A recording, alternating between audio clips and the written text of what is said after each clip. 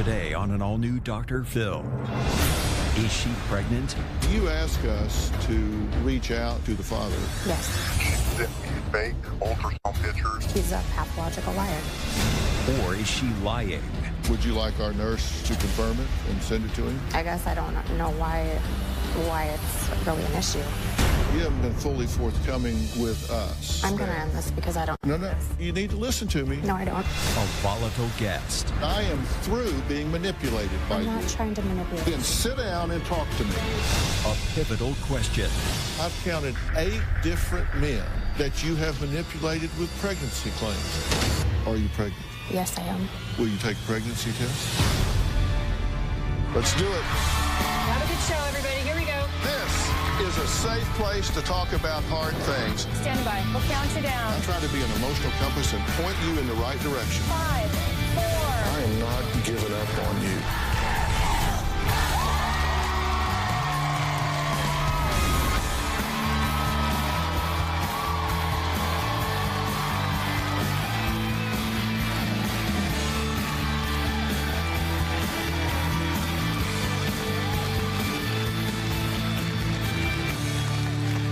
Yesterday, we began unraveling an unbelievable story of deception and betrayal. It all began with an email from a woman named Brittany who wrote to me saying she was devastated after finding out her boyfriend, whose baby she's carrying, was leading a double life.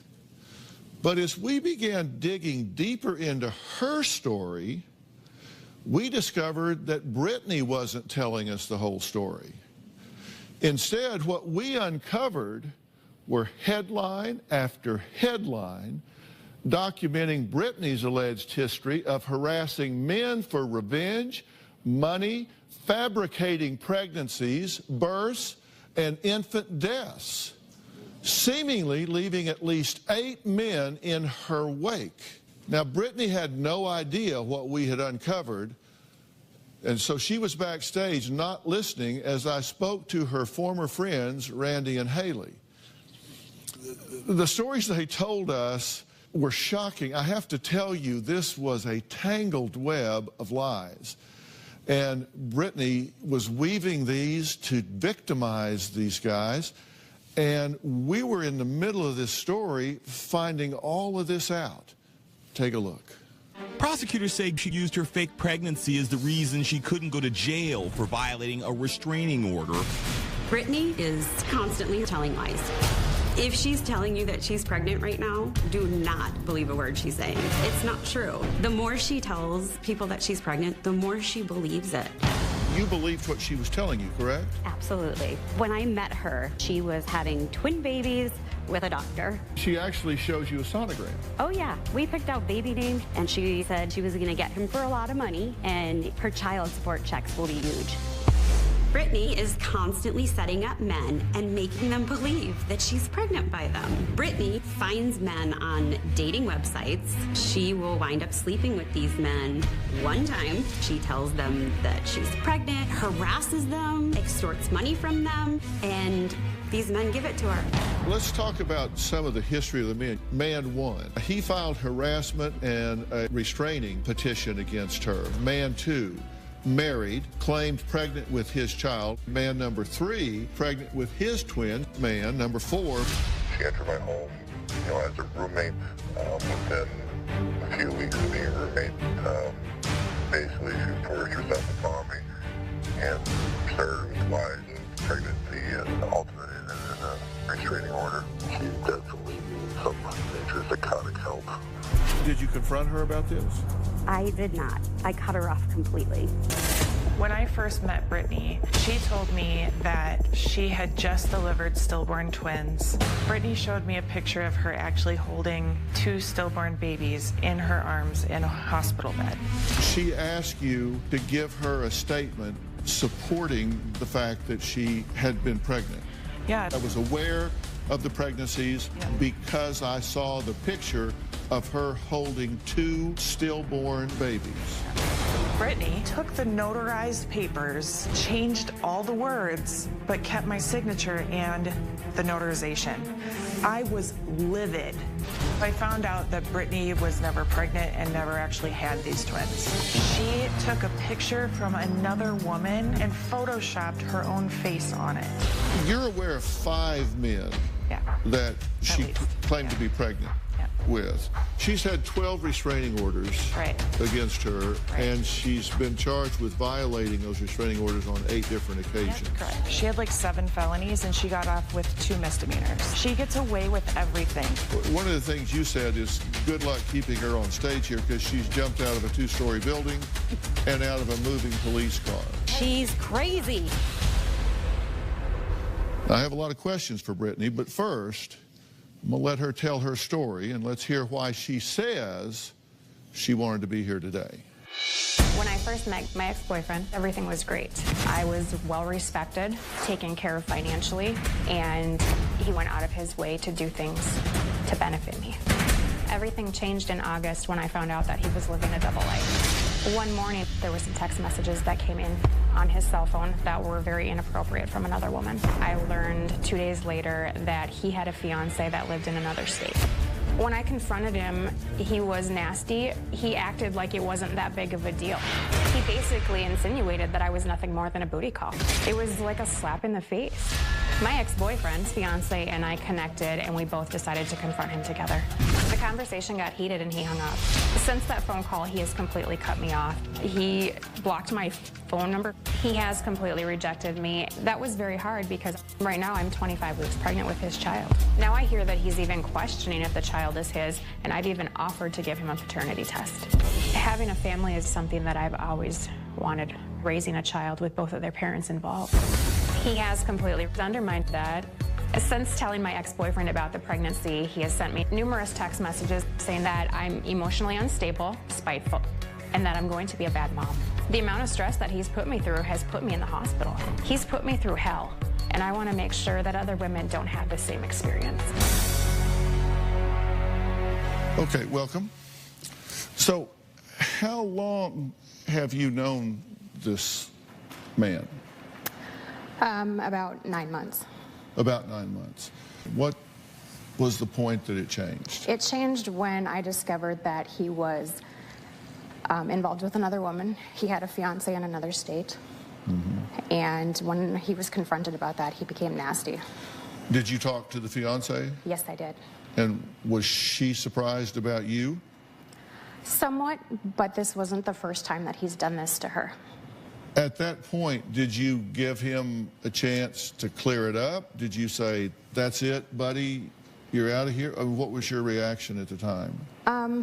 Initially, I was in shock, and he cut me off, so I didn't get an opportunity to talk to him about what was said.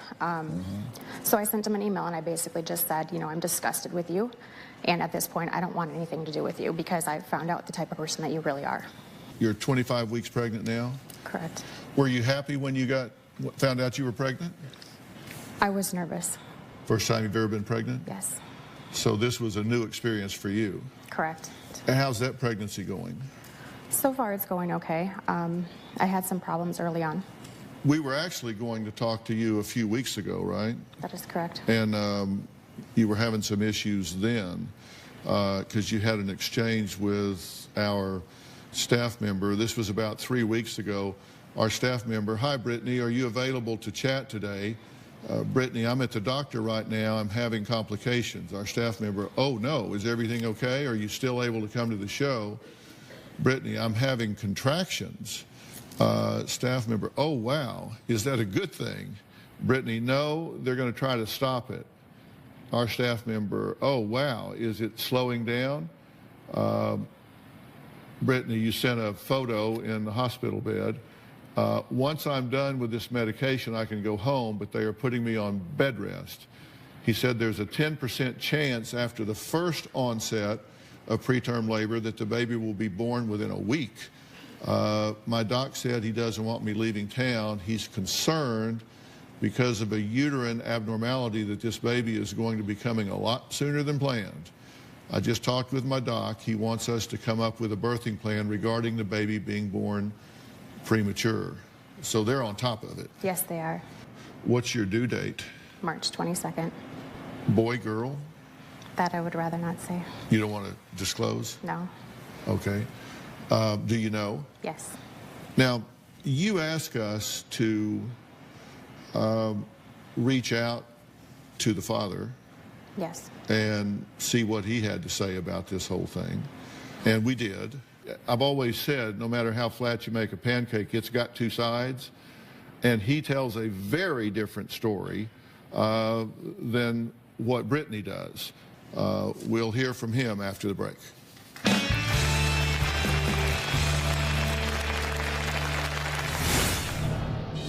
He thinks you're not pregnant. Well, he's in for a rude awakening. We can help with that today because we have a nurse here. Would you like our nurse to confirm it and send it to him? And later, I've had about enough of this. I am through being manipulated by you. Then sit down and talk to me. Monday on an all-new Dr. Phil. My stepdad is a sick pervert. Did he molest his stepdaughter Every chance Ralph got, he would touch me. and his granddaughter? He would have me touch him in the tub. And your grandmother knew this. She was fluffing her hair 10 feet away. She's saying, why would you not turn around and say, get your hands off that child? I never saw it. I deny ever hurting Angela or Hannah. For the first time in 15 years, Hannah and Angie faced the man they say did all of this to them. That's Monday on an all-new Dr. Phil.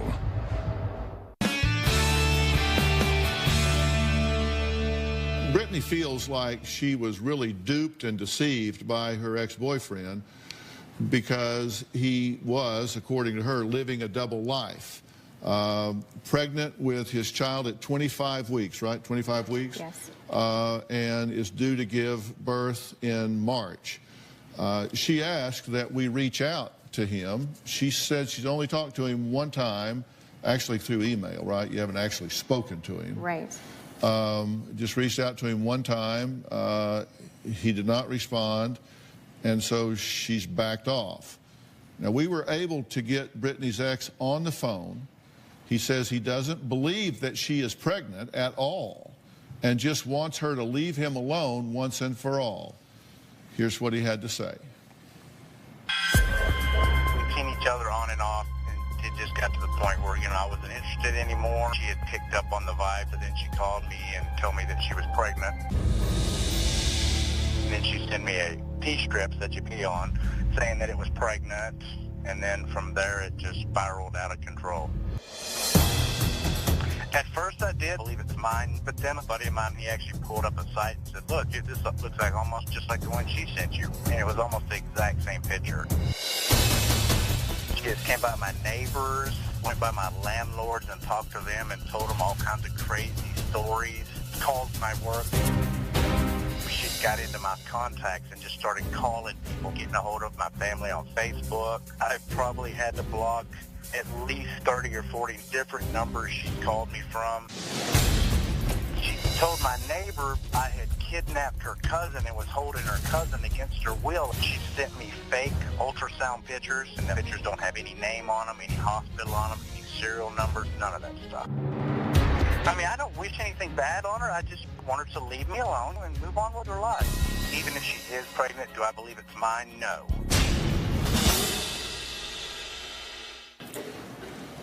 Wow. So what do you say to that? Well, that's partially why I'm here. He's a pathological liar. Did you send him an ultrasound? I did. He sent us the ultrasound that he said you sent him. This is it, correct? Yes. He was concerned that this ultrasound didn't have any identifying information on it. He didn't ask me to scan him a copy of it. I just took a picture of it while I was holding it in my hand. It wasn't anything that was intentional, but he has never asked me to supply him with anything else either. But he thinks you're not pregnant.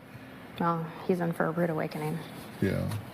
But we can help with that today because we have a nurse here that can do an independent pregnancy test, and we can send it to him so he doesn't have any room for doubt or concern about manipulation. So he knows you're not jerking him around. He knows that I'm not. I've provided him with a copy of the document from the hospital.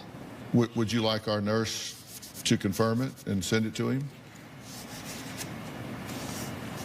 I guess I don't know why it's really an issue. Well, I'm just asking if you would. It's up to you. I feel like I've already provided him with that, and okay. I don't owe him anything more than what I've already given him. You asked several questions. You said, what causes someone to lie like this? And you had a goal, and your goal was, I'm hoping he will own up for what he has done. He plays the victim. That was your goal. For him to step up. Well, and if he needs help, I want him to get help, because the lies that he tells and the things that he does to people are not normal. Be me for a minute, okay? You don't have to shave your head or anything, but be me for a minute. What do you think makes somebody make up lies and fabricate stories? Well, there's a couple conclusions that I've come to. It's either, one, it's a learned behavior. 2, it's a mental health issue. Or 3, it's an addiction, and it's something that they thrive out of doing that to people. Mm-hmm. What do you think the impact is? I don't think that he's got any respect for any woman's worth, and I don't think that he cares what he does to other people. Mm-hmm. You think somebody that does that would lack empathy? Yes. Do you think he needs help? Yes, I do, and that's why I'm here. I'm wondering if you recognize that you need help as well. And I've been doing that. I've been working on myself. I'm wondering if, in a sense, you being here today is a cry for help. Time out. I'm sorry? I need to take a time out.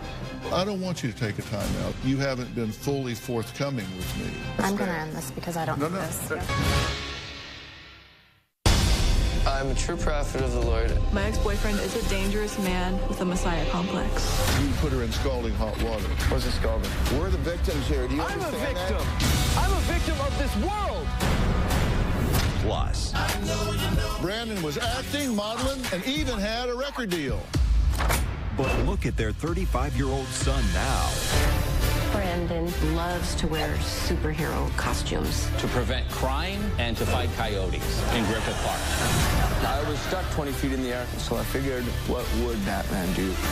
Well, that's just stupid.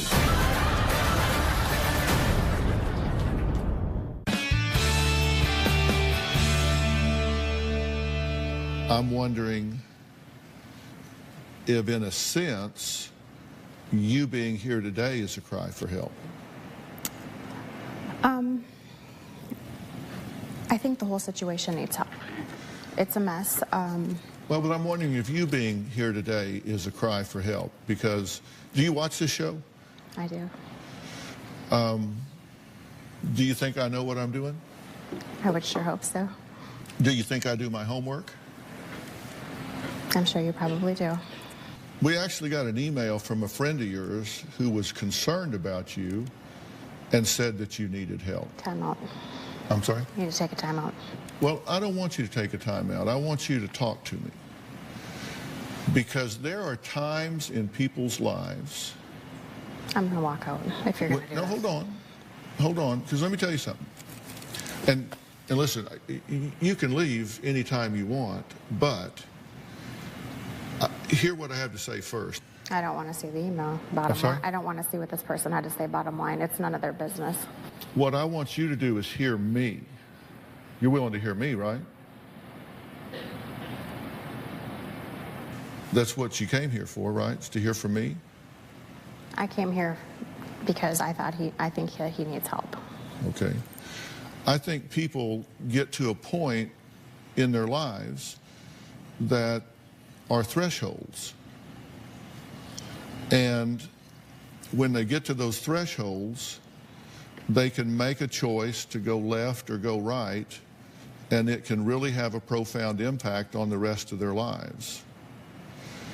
And you and I both know that you haven't been fully forthcoming with me.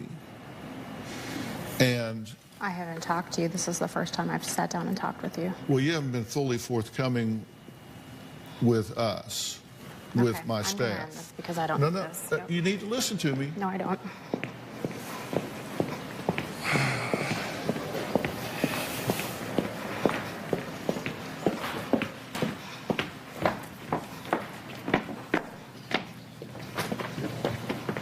Okay. She kind of has a choice. She can go right or she can go left. If she goes left, there are 2 current warrants out for her arrest. And we can inform LAPD and they can execute on those warrants. Or she can agree to get some help and we can get her connected with Dr. Kaligi and Dr. Mannion here, who are from Creative Care, which is one of the most elite, high-quality inpatient treatment facilities in the entire United States. And it's very small. The doctor-patient ratio is just unbelievable, and would give her an opportunity to really visit with what's going on with her and try to unravel this. And doctors, I think that if she would ever take the mask off and deal with the what and why, I think you guys could have a profound effect on her. Would you agree? Absolutely. She seemed a bit exposed today, and very difficult to be confronted with the reality. She had no idea what you know already about her case, so she's totally exposed. Yeah. And I think it's important to note that her face completely changed the minute she knew where you were going with it. As soon as I said, he obviously doesn't think you're pregnant, I have a nurse backstage, let's just confirm that independently. No way, no how, she doesn't want to do that. If I was running that kind of a scam, I'm the last sumbitch I'd want to talk to.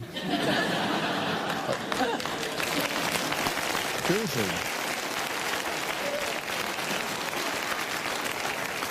I mean,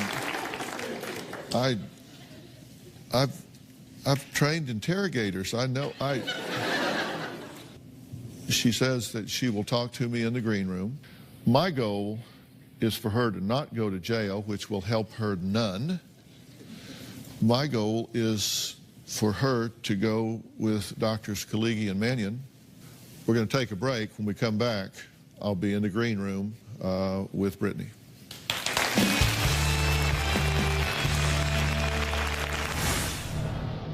You either want to talk to me or you don't. I've had about enough of this. I prefer to help you, but I am through being manipulated by you. Then sit down and talk to me. Closed captioning provided by... Come on, Duck! You can do it, Duck! Hurry up, Duck! You can do it, Duck. IAMS helps keep your dog healthy at every stage, so you can always look forward to what's next. So the in-laws have moved in with us. And our adult children are here. Still. So we save by using Tide. Which means we use less. 3 generations of clothes cleaned in 1 wash. Those are Mom's. Anybody see my pants? Lasts up to 2 times longer. Tide, #1 rated.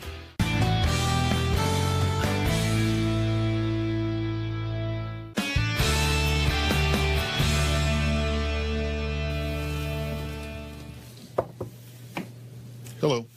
Hi. You don't want to say anything right now because the cameras are rolling. This is just me talking, not you, so you don't have to say anything.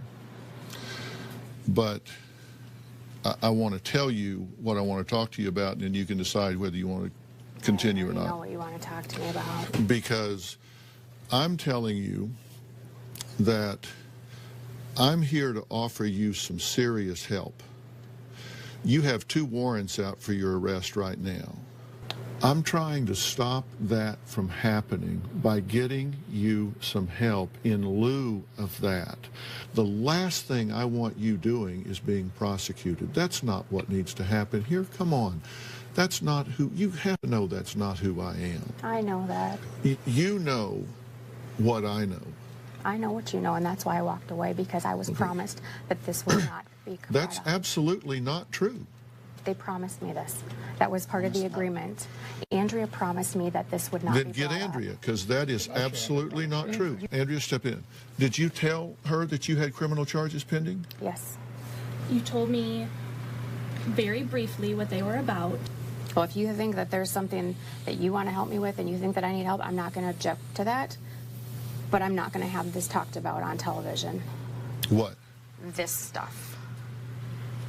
This stuff being... My attorney specifically told me, because it is a reality TV show and it could put you in a situation for stress or anything unexpected, which is this exactly what he was talking about. This is not a reality television show, so I beg to differ with your attorney, and I find that offensive to my sensibilities.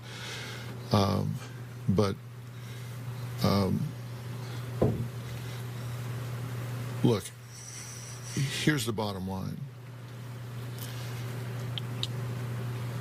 I'm going to talk to you about some things you need help with, and it's going to cure a lot of problems in your life. Okay. And if you want to hear about that, then okay. If not, then you got 2 paths you can go down. You can go down help with me, or you can deal with the warrants that are facing you, and that's between you and LAPD. I'm wanting to help you, and that's what I prefer to do. Okay, so what's your plan? To sit down and talk to you. I was promised that this person who wrote into you would not have any part to do with this show. She intervened herself when You were promised that this person would not be on Polycom, would not speak at all. You told me that she would have nothing to do with it. No. Once she emailed you and said, hey, I can't wait to be there for you on Monday to help you, which is all she said. You got really upset. I came over to see you and told you, okay, you don't want her on Polycom? She won't be on Polycom. And we immediately canceled her. She was gone. Okay, I've had about enough of this. I've offered to help you. You either want to talk to me or you don't. I've had about enough of this. I'm either going to talk to you or I'm going to talk about you. And we can do it either way. I'll either talk to you to help you or I will talk about you. Either way you want to do it. Now, I prefer to sit down and help you and get you the help that will get you out of trouble, or I can go back out there and talk about you. It doesn't matter to me. I prefer to help you, but I am through being manipulated by you. I'm not trying to manipulate Then you. sit down and talk to me. Okay, I will. Then sit down. Okay, can I just ask you something real quick? No, either sit down and talk to me or you don't. I'll sit down. Then do it. You lied to me. You lied to our whole staff when you came here. You continue to make these claims when you know they're not true. The question that I have is why? Monday on an all-new Dr. Phil. Ralph would have me touch him in the tub. It didn't happen. She's saying, why would you not say, get your hands off that child? That's Monday.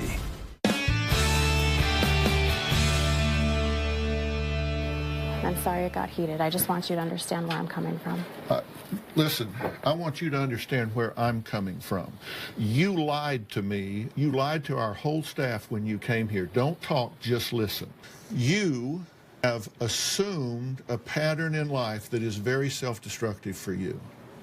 You need help with that. You have been through a pattern of claiming that you were pregnant when you were not. You have falsified documents to the court. You have been convicted of that. You now have these warrants out for your arrest. You continue to make these claims when you know they're not true. The question that I have is why? I've counted up not 1, not 2, not 3, not 4, not 5, not 6, not 7, but 8 different men that you have manipulated with pregnancy claims. You've had 12 restraining orders against you. You've violated it 8 times that have gotten prosecuted. You're going to continue to get in trouble if you don't stop doing what you're doing. Do you ask yourself why you say things that aren't true? Well, like I told you, I've been working on things. We know that you have made misrepresentations to people, correct? Yes, I have. Will you take a pregnancy test? I don't see why you're questioning that when I have an actual screenshot of my electronic medical records that show it, and there's a date on there. There's everything that's on there, including my name. I'm questioning it because and I understand your position of these because headlines. Yes, I know. And for you to say that you're pregnant but you won't take a 10-second pregnancy test is absurd. The only way that you're going to get any help begins with being honest. Okay. Are you pregnant? Yes, I am. Are you 25 weeks pregnant? Yes, I am. So you can take a pregnancy test and prove that? Yes. Will you do that now? When I have to go to the bathroom, I will.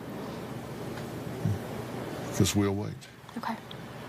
When I ask you on stage, have you ever been pregnant before? And you say no, but yet you have claimed on numerous occasions to have been pregnant. I have been, but I didn't want to discuss it because it's a painful situation. And yes, I was dishonest, but... Did you Photoshop your face onto another woman's body that was holding 2 stillborn babies? I did not do that. Who did? I do not know her name. But somebody put your face on that picture? Yes, they did. I did not do that. Why would someone do that? She was just trying to help the situation, and I don't think that it really helped. You didn't have 2 stillborn babies? No, I did not. And saying that you did is what I'm talking about. That's bad judgment, right? Absolutely. Did you falsify the birth certificates? Yes, I did. Have you claimed you were pregnant to men before when you weren't? I have, yes. And tell me why you think you've done that. Well, if you knew some of the medical history of some of the things that have gone on, which a lot of it, and it's involved surgeries and a lot of narcotic drugs, dealing with pain clinics and things on that nature. That played a big part of the issue. You think you've done it while you were in an altered state of consciousness? Absolutely. And I'm not proud of that. Were you on drugs when you tried to jump out of a moving car? I've never tried to jump out of a moving car. Did you jump out of a second-story window? I did, but there was reason behind why I did that. If you're going to be in the Los Angeles area and you want to watch a live studio taping of the Dr. Phil Show, go to drphil.com for free tickets or call 323-461-PHIL. 323-461-7445.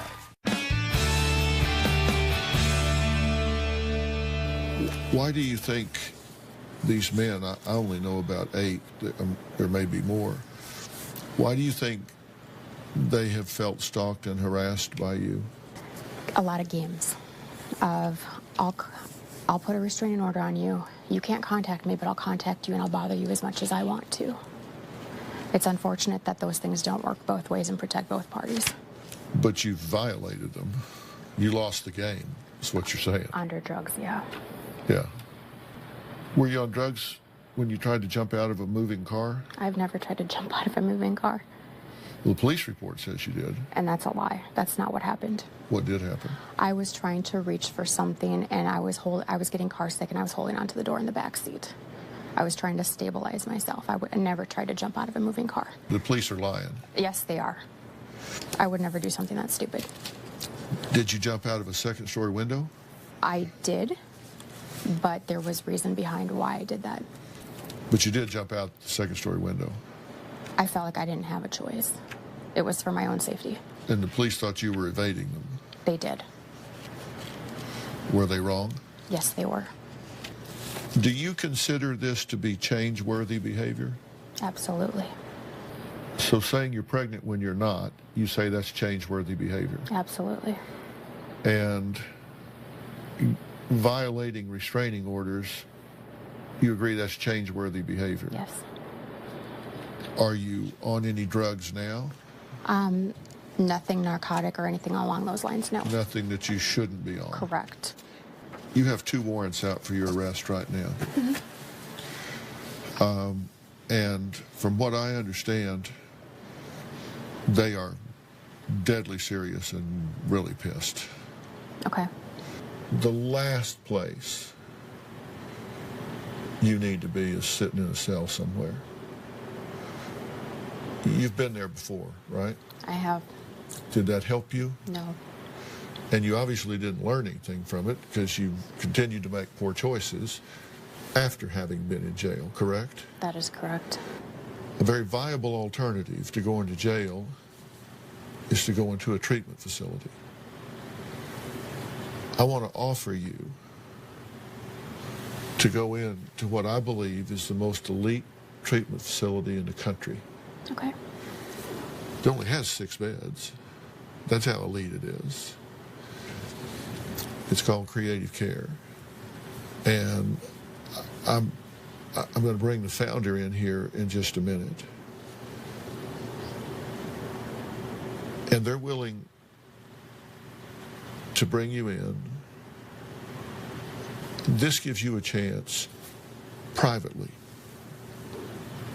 anonymously, to really step back and figure out what you need to do to be at peace in your heart, to be at peace with yourself,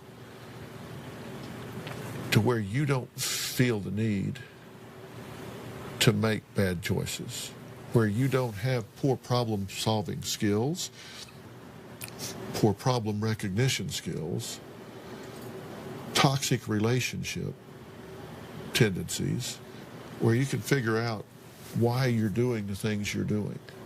And that's what I'm offering you as our gift to you. And I'm guessing you haven't had a better offer lately. No, I haven't.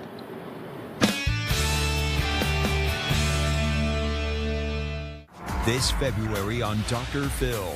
Jerry is throwing away my financial future with online dating scams. She thinks her husband is being catfished. I would sure like to meet you one day if we could do it without your wife finding out about it. Dr. Phil has exposed online scams before, but wait till you see who's on the end of the line this time. Hey, Jerry, this is Phillips. Hope you're having a great day. But to tell you the truth, this isn't Phillips. This is actually Phil. Dr. Phil. And I plan on talking to you later. This February on Dr. Phil. Want to know what's coming up on Dr. Phil? Visit our website and subscribe to our email newsletter. You'll get weekly updates, life strategies, and exclusive video that you won't find anywhere else. Plus, on drphil.com, you can see sneak previews of upcoming shows. Log on today.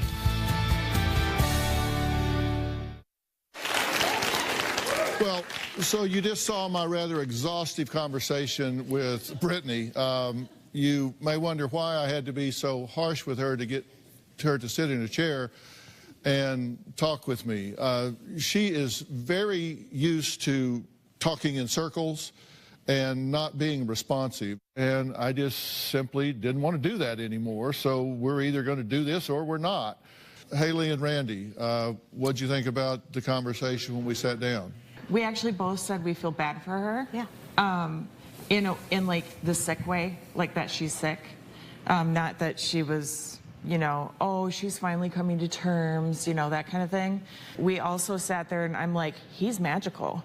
Like, he's reading her. That's awesome. And I really want to ask her why. Like, why did she lie to me? Right. Like, she was like a sister to me, you know what I mean? Like, that's how I felt about her. Well, and I'm hurt by it, and I want to know why. We're really hurt. I could forgive her, but she has to talk to me and, earn that forgiveness. Yeah, and I don't think she's at that point yet, but I think what did happen is she did sit down. She did admit that she has lied about pregnancies before. Right. She did admit that she's violated these orders before. She did admit that she was involved in manipulating documents to the court. She did admit that she falsified birth certificates before. She did admit to harassment.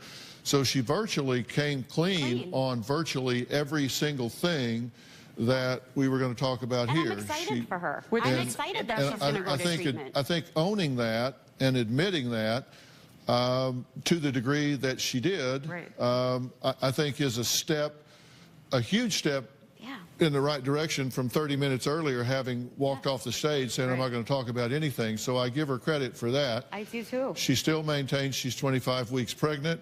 I'm very patient. We'll give her a bucket of water and we'll wait. She has a very strong bladder, I'm sure. Well, I have a very strong constitution. We'll wait.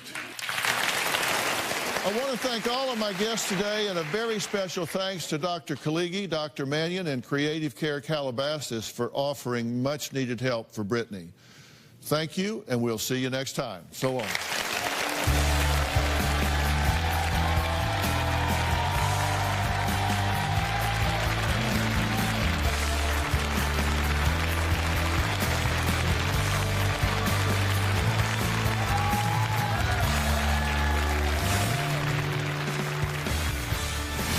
Well, since taping this show, we received a call from a friend of Brittany's informing us that Brittany had been arrested. Now, after speaking with law enforcement, they confirmed that Brittany has been arrested in her home state as a fugitive of justice after failing to appear in court for violating her probation. Now, she's currently awaiting extradition back to the state where her offenses took place. Now, while in county jail, Brittany spoke with one of our producers. She said she had recently given birth, but would not share any more details so we could verify the validity of her newborn child. The producer told her if we could verify the birth, we would ensure the update was added into the show. She still declined. Brittany also said she would like to finish her conversation with me and promised she would answer every question I had. Furthermore, she also would like to return to the treatment facility where we originally offered her resources. So we'll keep you updated on this ever-changing story.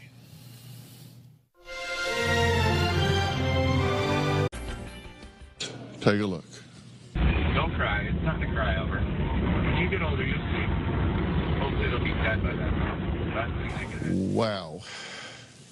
Seriously.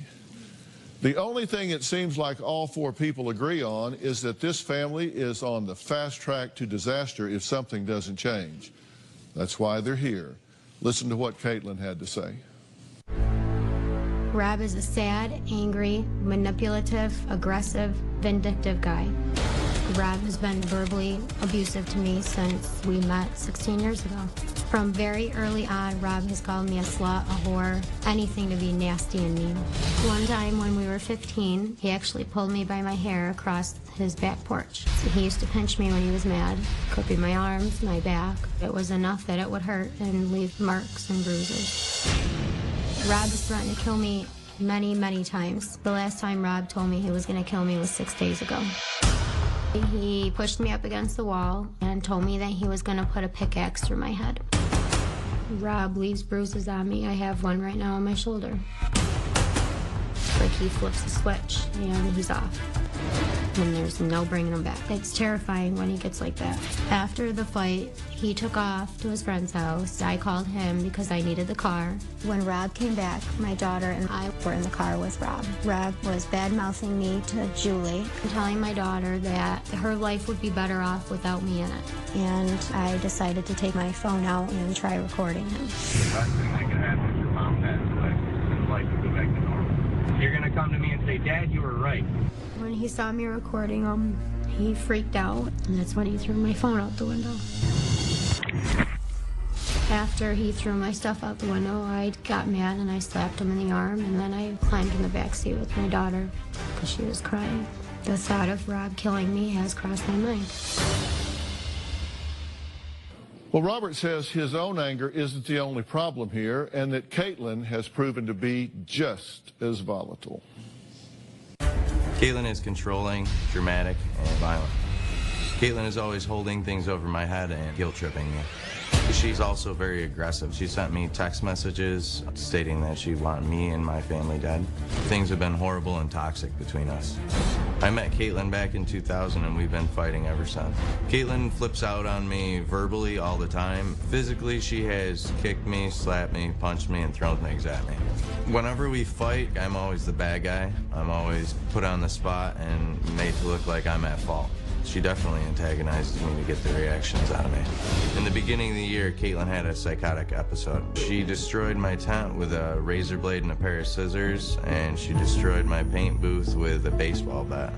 Caitlin called me during her rage. She's calling me a loser, a drug addict, a thief. I've seen Caitlin out of control before, but I've never ever seen her snap like that.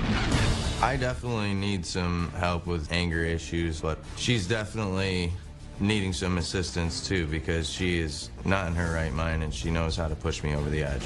Last week I moved out of the house because it was constant conflict. I'm glad I left. It wasn't a healthy situation. Okay, I just want to jump right in here because there's a lot of stuff I want to cover. How long have y'all known each other? 16 years. And so you met when? I was 13, he was 14. So since you were like middle school? Yep. Little kids, yeah, little basically. Kids. Has it occurred to you that you're still behaving like you were in middle school? Yep. Kind of, yeah, treating the relationship like we're kids still. With your parents, right? Yep. Yeah. He can be very unbearable sometimes. I walk on eggshells every single day. You said he threatened to kill you by putting a pickaxe through your skull. Yes, he did. Is that true? Yeah, it is. Okay, tell me how that comes up in conversation. Oh, and by the way, I'm going to hit you in the head with a pickaxe. It's just building up of anger, aggression, throwing things in my face, always hanging things over my head. Oh, I get that. Listen, couples argue. Couples get frustrated with each other. How does it go from you annoying me to I'm going to put a pickaxe in your head? Yeah, it's not right. I know that. No, it's not right. I'm just saying, how does it go from the annoyances of marriage to I'm going to put a pickaxe in your head? I'm not asking that sarcastically. I really want to know how you go from the annoyances of marriage to I'm going to put a pickaxe in your head. It's like flipping a switch sometimes. It's just overwhelms me, comes over me, and I act out in anger. Are you going to kill somebody? No. When he gets that look in his eye, I don't know. Are you agitating this situation? I don't try to. I'm sure I do. Did you take a baseball bat and go bash in his paint booth? It wasn't a baseball bat, but yeah. What did you do? What'd you use? I don't remember. It was a giant wrench or something. I don't know what it was. Well, he said a baseball bat. I don't know. You took some weapon. Yep. You took something and go smashed it all up. How do you go from he's annoying me? I hated him at that moment. I did. Oh, I get that. I don't know. I flipped the switch that day. I did, and I've taken it and taken it and taken it for years. So y'all are telling me that this flip switching that goes on, that you get to a point that you lose control. Yes, basically, I did. Yeah. You kicked him out last week. Yes, I did. You say you just left. Oh, she wanted me gone, so I wasn't going to make the situation any more hostile than it already was. Okay, this is a text from Robert to Caitlin. Okay, so Robert, read your text here. Let's see, it says, "I'll cry." What was the next word after cry? I've got a beeper. Okay, go ahead. You're a bitch. You were, I don't know, probably a bitch. Or a bitch when I talked to you this morning.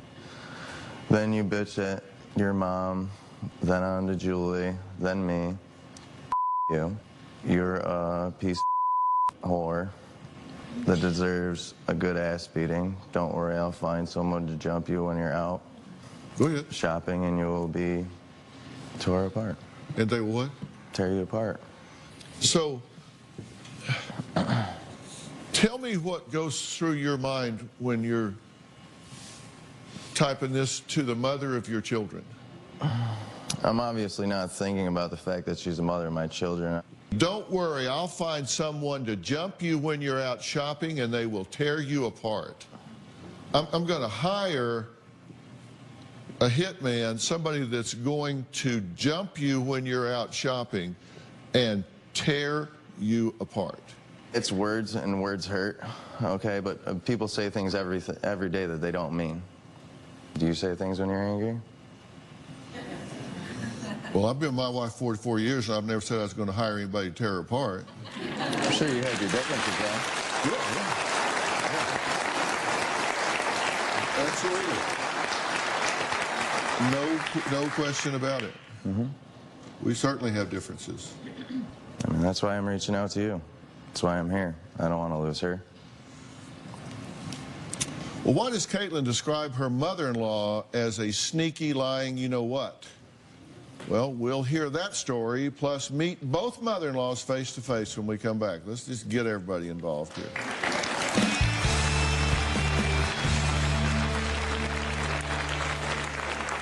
Rob was having an affair. It was a fling. It only lasted about 3 weeks. What made everything worse, Rob's mother allowed his girlfriend to move in. It's not like we went out and found Robert a girlfriend and said, here's your present. Susan condoned the affair. I don't know if us more mad at him or Susan for allowing it to go on in her house. And later, have you been inappropriate with your children? No more than my father was with me, that's for sure. That's what's lost in America today. There's a lack of discipline. What you're doing is a drop-dead deal breaker. Tomorrow on an all-new Dr. Phil. My sister has become an out-of-control drunk. A protective mother. You said she got a DUI and, of course, had to bail her out. Only the first 3 times. An unexpected twist. This chair is empty. She's on the run. What does mom not want Dr. Phil to reveal? I'm afraid she's going to be angry and never speak to me again. So you're more concerned about your feelings than her life? That's tomorrow.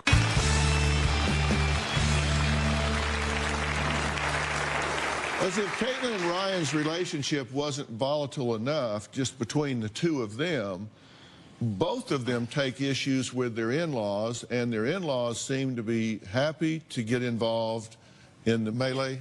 Robert says Caitlin's mom is a dramatic, manipulative meddler, and Caitlin says she thought she had a good relationship with Robert's mom, Susan, until Susan did what Caitlin says is the unthinkable. Last May, Caitlin and I decided that it would be a good idea for me to go to Florida, stay with my parents, and attend welding school. I was in Florida about 4 months before I met this other woman. He took it upon himself to tell me that he was seeing somebody. I found her on Facebook and I messaged her. It was a fling. It only lasted about 3 weeks.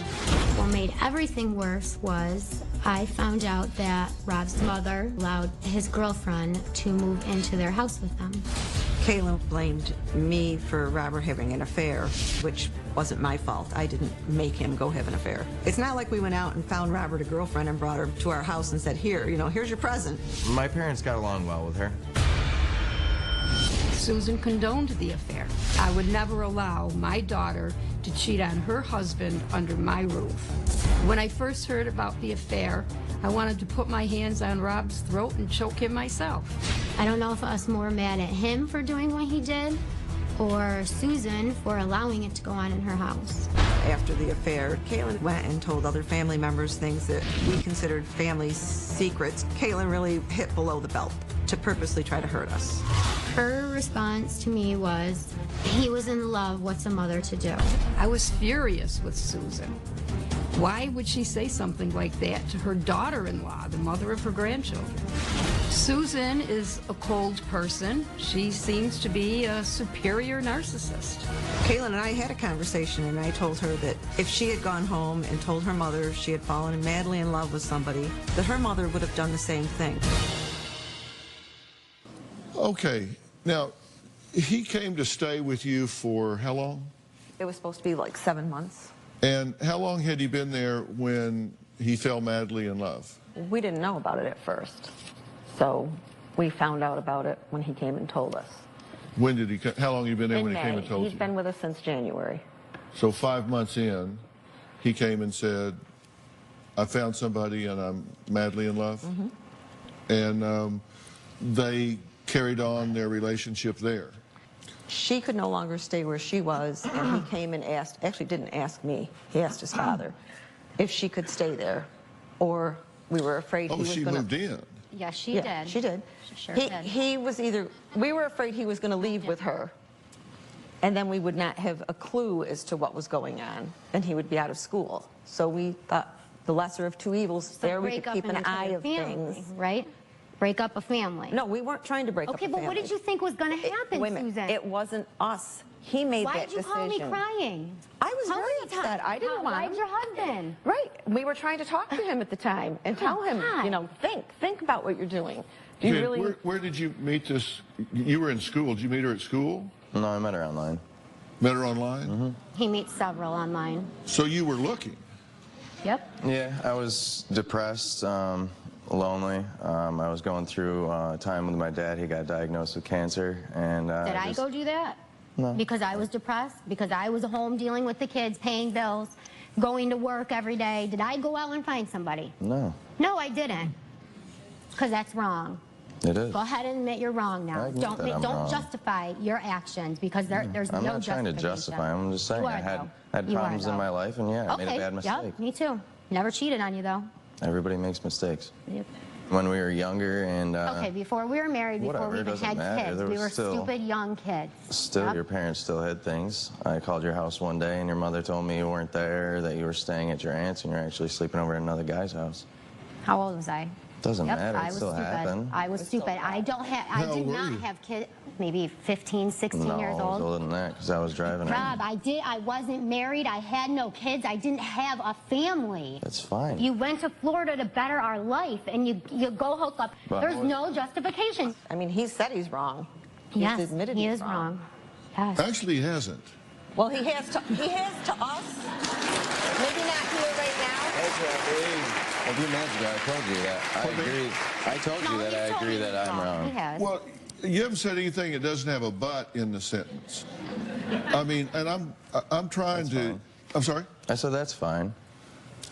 Well, you seem like you have a real chip on your shoulder. Not so much a chip on my shoulder. It's just the fact that, you know, people want to put me on the spot and make me look like the bad guy. You know, there's more to the story always.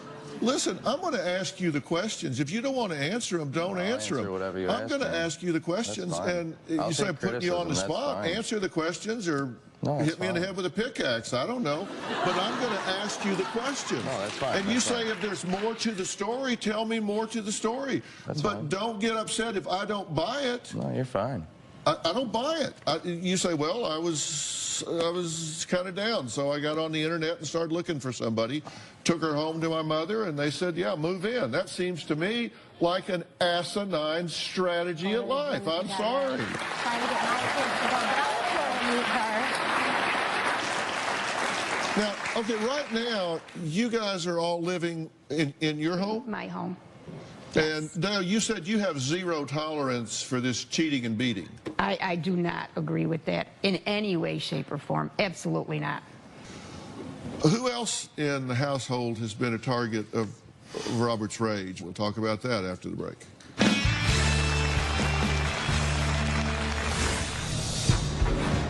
You say, we love each other. So what? What the hell difference does that make?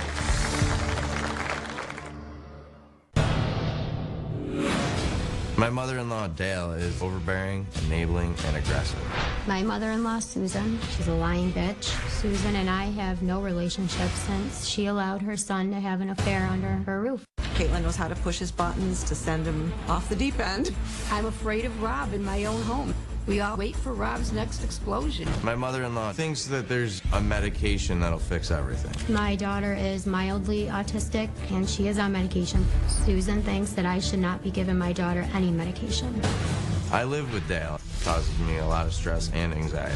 Susan absolutely knows that Rob has physically abused me. And if she says that she doesn't, then she's lying. Well, Robert, Caitlin, and their 2 children, ages 4 and 7, have lived in Caitlin's mother, Dale's house for over 3 years, except when Robert took a break to live in Florida with his mother while he was in school. And that didn't turn out so well, and now his mother-in-law is at odds with son-in-law, and daughter-in-law is at odds with her mother-in-law.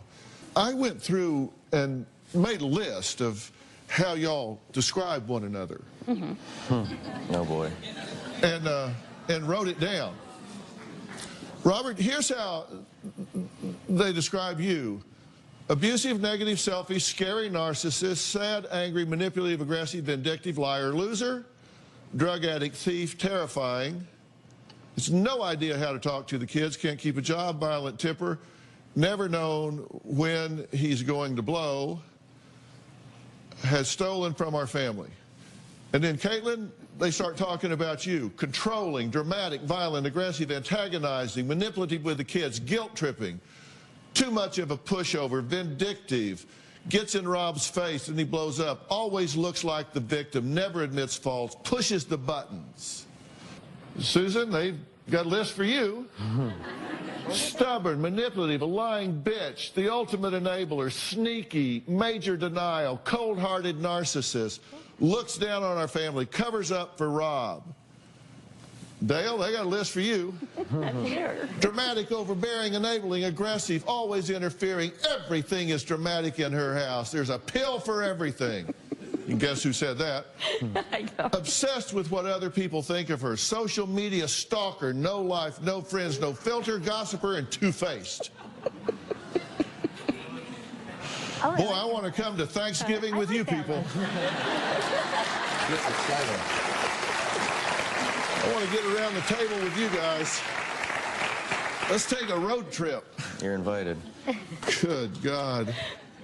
Really? January of 16, you say he attacked you. Did he throw you against the wall? Yes. In front of your daughter? Yep. What does she do when this happens? When you two get going? She screams and cries. You tell your daughter things were going to be a whole lot better when Mommy died? In the car. Yeah, I did. Let's play this video of Robert that Caitlin took in the car while their 7-year-old daughter was present. She's in the back seat. Take a look at this. Don't cry. It's nothing to cry over. When you get older, you'll see. Hopefully it'll be dead by then. The best thing that can happen is your mom passed away and life will go back to normal. She's getting too much influence on everybody's life. You need to bust the frig out of it.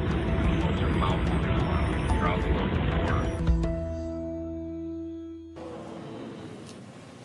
Wow. You started out by saying, don't cry. There's nothing to cry about. So she was already upset, right? And so you thought the best strategy to calm her down. No, I was not thinking, that's for sure. Would be to say, look, don't cry, this will be better when your mother's dead, and she's going to shut her mouth or I'll shut it for her. That's not the right thing to say, for sure. Role play for me here a minute. Stand in your daughter's shoes. She's riding along in the car. She's already crying and upset. And she's just heard you say, things will be better when Mommy passes away. And she's going to shut her mouth or I'm going to shut it for her. Tell me what she's saying to herself. My dad's a lunatic, basically. What is he thinking? Why does he hate my mother? I've spoken to a lot of children that have heard that kind of thing, and they've told me what they're thinking, and it includes some things that he's not considering. And I'm going to tell you exactly what those things are when we come back. And I think you're going to find it shocking. We'll be right back.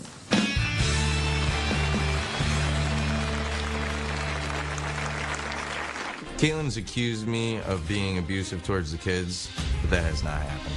He physically took his hands and pushed her up against the wall. I'd put my arm up as a natural reaction, like this, to just block her from coming at me. Her shirt brushed up against her chest and left a small red mark. He is a liar. It's not true.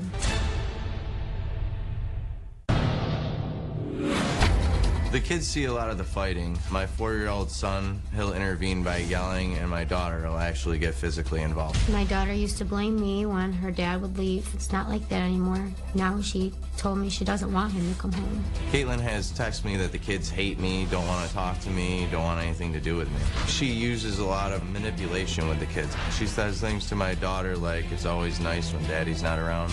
Rob leaves for days at a time. It's like he doesn't care about the kids. I'm left to explain where their father is and when he's even going to come home.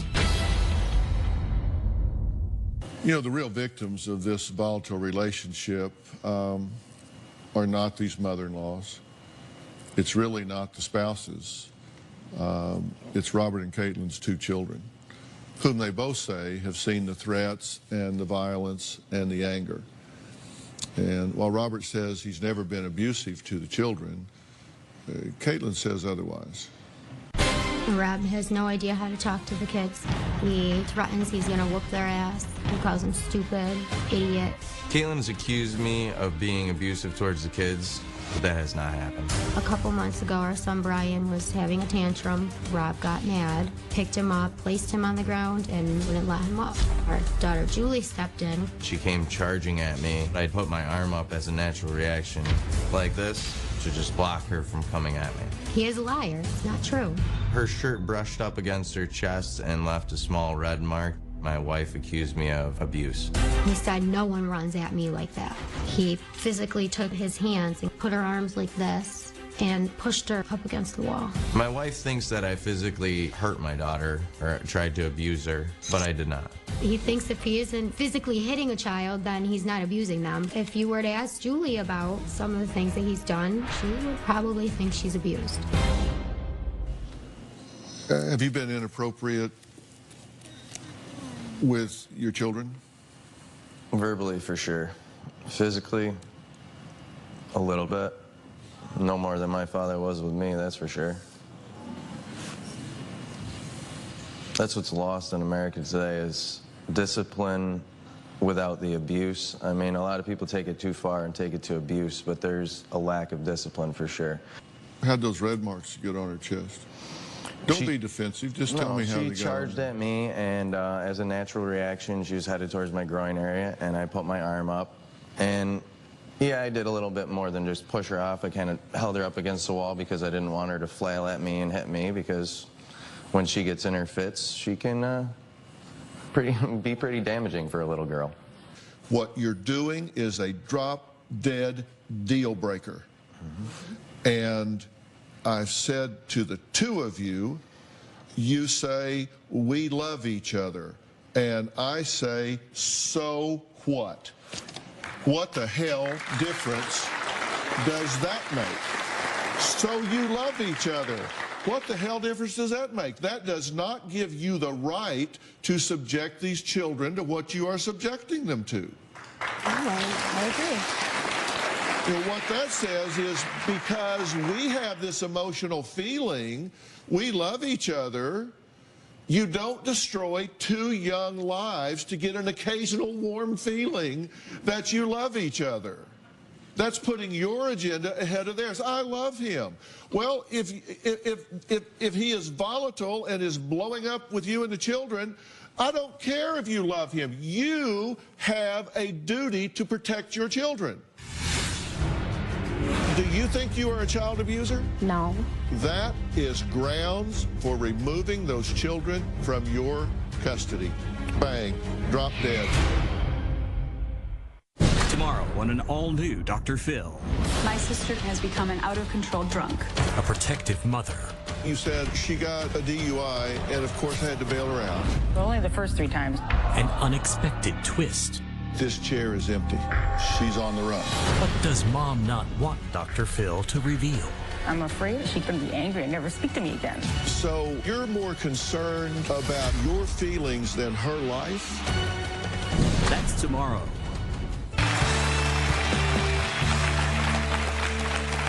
Do you think you are a child abuser? No. When I put them in that situation, I guess so. Oh, well, let me tell you, the definition of child abuse includes neglect. And neglect is defined in part is if you fail to keep your children out of harm's way. If you know there is danger, you know there's volatility, you know that those children are in danger, and you fail to remove them from that situation, that is a definition of negligence. I'm trained in forensic psychology. I have worked as an officer of the court. I am telling you that is negligence. That is negligence. You owe the children better than that. And I don't say that because I believe that you want to go home and abuse your children physically, although you went too far with her on that point. I think that was reflexive. I don't think she cares why it happened. It just did. Definitely. I think you are mentally and emotionally abusive with your children. When you say, boy, when your mom's dead, things will be better, that is grounds for removing those children from your custody. Bang, drop dead.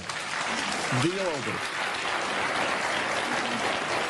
Deal over. And that is abuse. My wife, Robin, has a foundation, When Georgia Smiled. It is devoted solely, singularly, totally to the support of victims, men and women, of domestic violence and their children.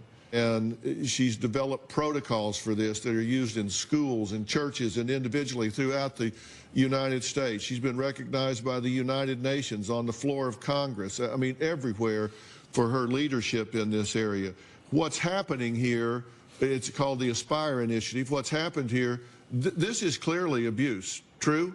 True. On both of their parts. Yes, both of them are guilty of it, yes. I said I was going to tell you some things that your daughter is thinking that you don't know she's thinking. You said that she's thinking, you know, wow, I hope this doesn't happen, and my dad's a lunatic, etc. You know what else she's thinking?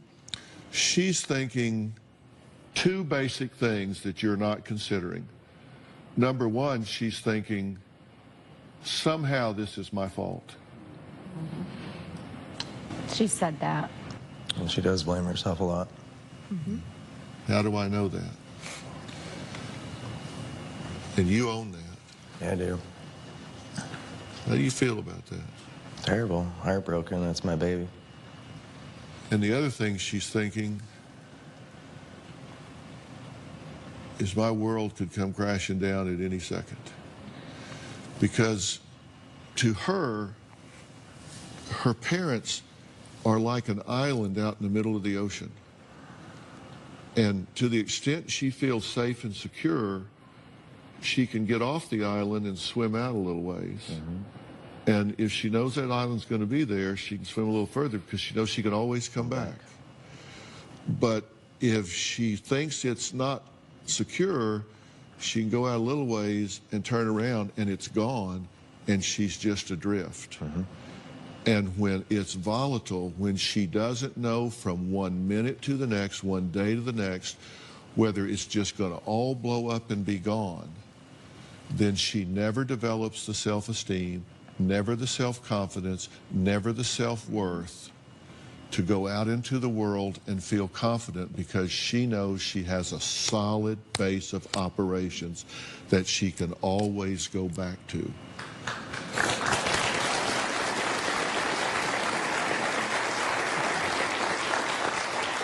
Because she never knows when you two are going to blow it the hell up.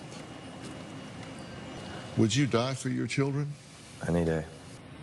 The real question is, will you live for them? That's what I have to start doing. Will you change your life for those children?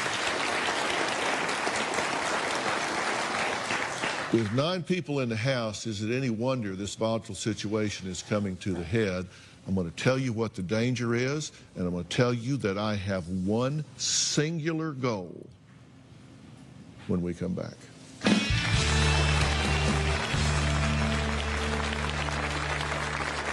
Rob went to court last week for the resisting arrest charge. There's a protection order in place. He's not allowed to make me feel threatened in any way. At any time where they feel threatened or harassed, I can be sent back to jail. Dale and Caitlin always hold the order of protection over my head. He doesn't care at all about a protection order. It's a piece of paper. Hey, Dr. Phil here. We're ready to start the show, but we're waiting on you. If you're going to be in the Los Angeles area and want to watch a live taping of the Dr. Phil Show, call 323-461-PHIL or visit drphil.com. Tickets are free, and I hope to see you soon.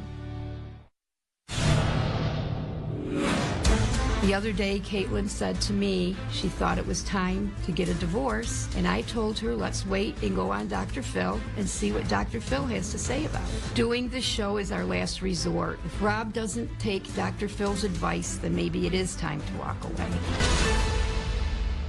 Well, the good news is Robert's going to take my advice. I know that. The truth is you're experiencing a lot of pain and a lot of fear. Definitely. And everybody judges you for what you do. I don't want to judge you for what you do. I want to help you with what you feel. I appreciate that. Okay? And I want to tell you the danger that we're talking about here.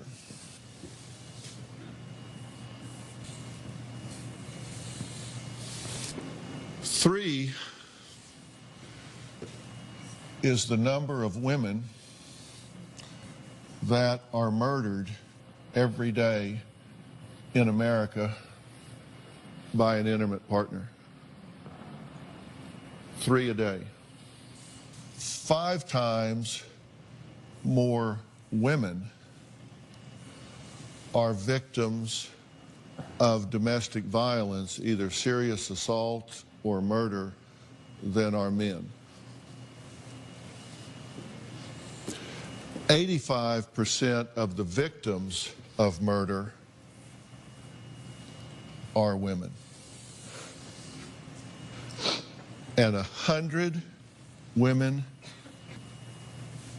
per hour,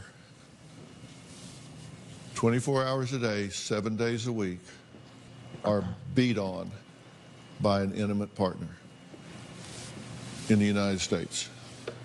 Since we began this show, 100 women have been beaten by an intimate partner. Spouse, live-in boyfriend, whatever. So over the years, we've had a lot of women who have been horribly abused that have been on this stage and lived to tell about it. A woman tries to get away from the father of her child minutes before he sets her on fire. He beat her so badly, her mother did not recognize her. Every bone in my face had been broken. My face was ripped from the bone. He bit my ear off.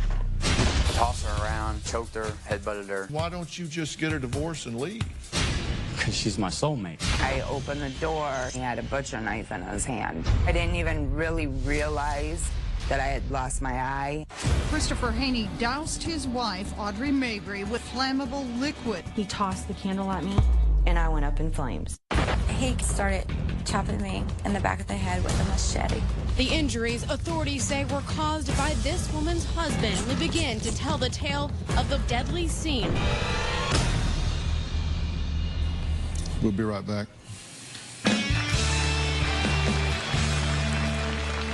Want to know what's coming up on Dr. Phil? Visit our website and subscribe to our email newsletter. You'll get weekly updates, life strategies, and exclusive video that you won't find anywhere else.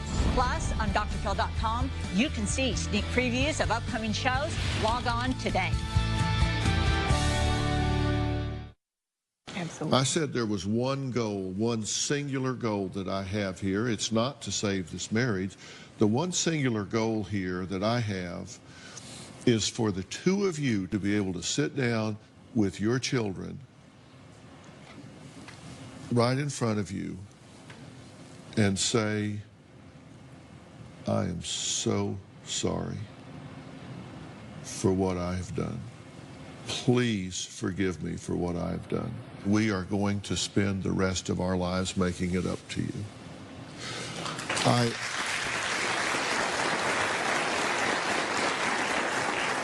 The worst thing that could happen is if you said that and violated it. You cannot say that until you know with confidence that you can deliver on that, which means you have some work to do. I want you to rely on these mother-in-laws to babysit here for a short period of time, because I want the two of you to go away together. I want the two of you to go to a place called On-Site. This is in Nashville, Tennessee, and it is a worldwide leader in intensive workshops for people that have been through emotional trauma. You are highly traumatized. Definitely. You've been damaged in your life, and you're fortunate that you've got a mother that loves you very much. Very fortunate. And God bless you for standing by your son and loving him like you do. And I'm glad that you do. But you need to call time out and put yourself in the shop. And they're going to work with you all individually. They're going to work with you as a couple. And when you leave there, you're going to be ready to sit down in front of your children and say, we're sorry. And then we're going to follow up with you guys having a family counselor that's going to help you weave this into your family going forward. You willing to do this? Yeah, absolutely. You excited about it? Yeah. You willing to do this? Without a doubt. Okay. Thank you very much. Okay. All right, I want to thank all of my guests today, and a special thanks to Miles Adcox and On-Site for helping this family. They deserve it. These children damn sure deserve it. If you or someone you know is dealing with a feuding family, log on to drphil.com. You can tell me about it. I do want to know. We'll see you next time.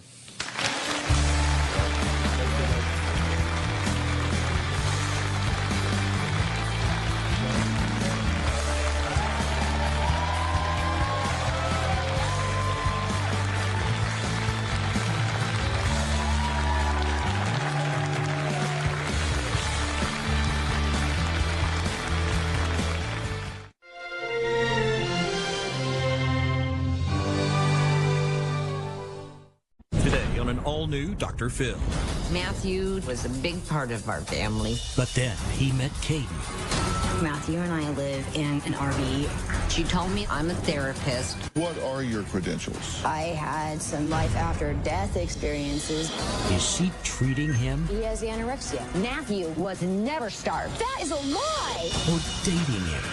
What the hell, lady? You're sleeping with your patient? Let's do it. Have a good show, everybody. Here we go. This is a safe place to talk about hard things. Stand by. We'll count you down. I'll try to be an emotional compass and point you in the right direction. 5, 4. I am not giving up on you.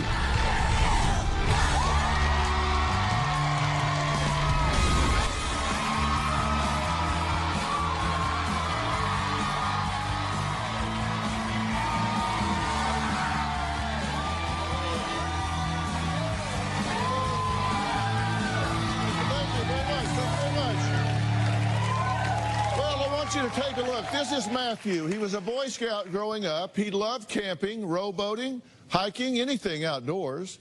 He was adored by both his mother, Rhea, and his grandmother, Debbie. As a young man, Matthew had the whole world ahead of him. He had a job, lived in an apartment, and was on the right track to success. Well, that is, according to Debbie and Rhea, until he started dating Caden, a woman 24 years older than him. Now, Rhea and Debbie say Matthew is now living in a rundown RV, not showering for weeks at a time, and panhandling for money to survive. Now, they say Caden is a con artist who's convinced Matthew that he's better off living in squalor than having anything to do with either of them. Why? Well, take a look. Caden is manipulating Matthew, and I don't know how to stop it. Caden is keeping him hostage. Caden is purposely isolating my son from his family. All of a sudden, Matthew just took off. They left the state, no warning. Matthew never said goodbye. I heard Matthew was living in an RV. We sleep right here. This is about how much space I usually get or less. It felt like a punch in the gut. I didn't know what this woman wanted. She's crazy. Since Matthew's met Caden, I've only had contact with Matthew over the phone a few times. Caden always asks me for money, and she says it's so that she can take care of Matthew. Caden believes that my mother, Debbie, and I should be financially supporting Matthew. I don't believe that we should because he has the ability to work. When Caden realizes that I'm not going to send her any money, she flips out. Caden constantly harasses me via text messages. Caden has sent me photos of my son panhandling for money. I have to stay out here until we have enough money for gas and or propane and food.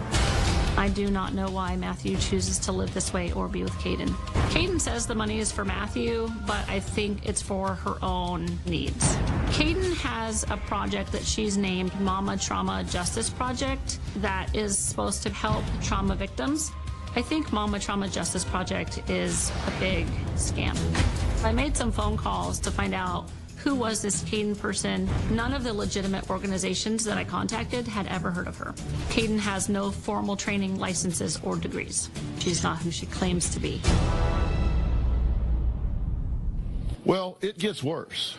Rhea and Debbie say Caden has now convinced Matthew that he was sexually abused throughout his childhood and that the two women knew about it and didn't stop it. Caden says they are to blame for Matthew's current struggles. Matthew was a regular kid. Matthew took care of me. He was a big part of our family. The family was stronger with him there. He's a smart kid. My relationship with Matthew has always been good. Matthew has been a happy person before he met Caden. Matthew's been brainwashed by Caden. She's wrapped him around her little finger. Caden believes that Matthew needs counseling because he was sexually abused by several people while he was growing up. I don't believe that it is true. I believe that Caden may be coaching Matthew. It seems like these abuse stories came out of nowhere. The day that I met her, about 5 minutes after being introduced, it was, I'm a counselor, I'm a therapist, I need to talk to you.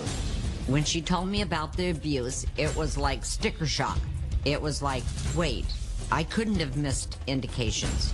After I had questioned her about what her credentials were, she started accusing me that it was my fault. I let it happen. Matthew believes that we are against him. I'm really hoping that we can get Matthew away from Caden. We want to get him help that's professional, not a quack.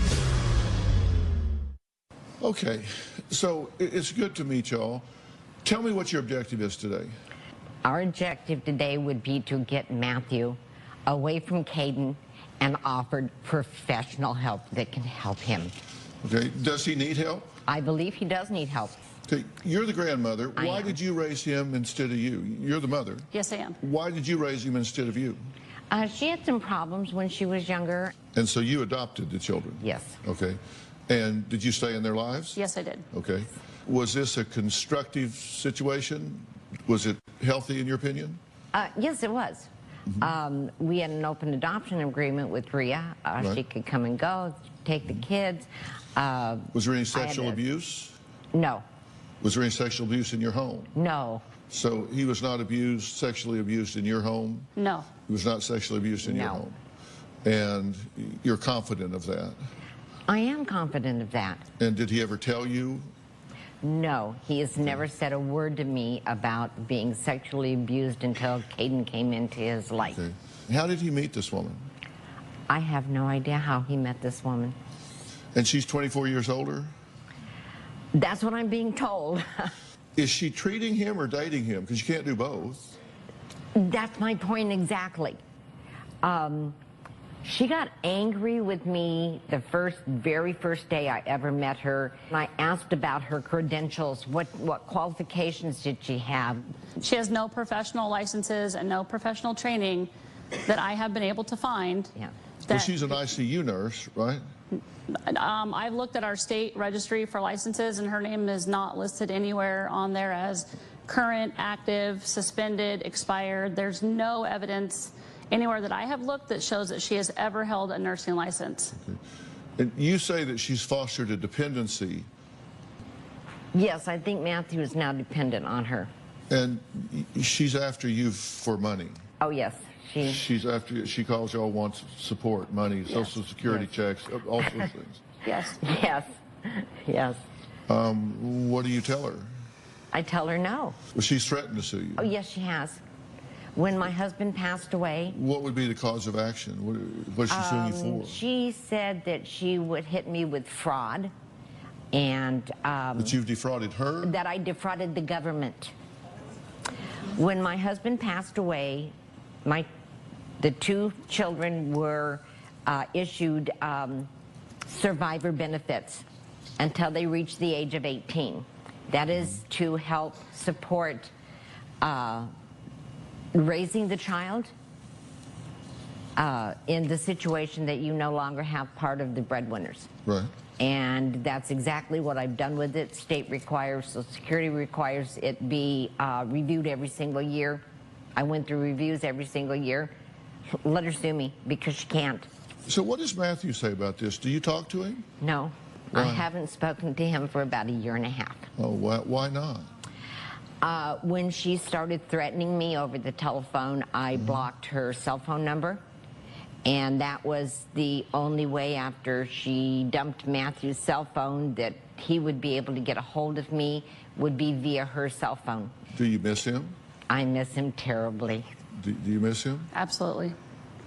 Well, okay, let's add some players to this conversation. Caden says Debbie and Rhea don't care that Matthew was abused, or they would be helping him financially. But Debbie and Rhea say Caden doesn't care about Matthew, and she's just using him as a cash cow. Well, we're going to talk about that because Caden and Matthew are here, and they're going to join us after the break, and these two are going to see him for the first time in 1.5 years. After the break.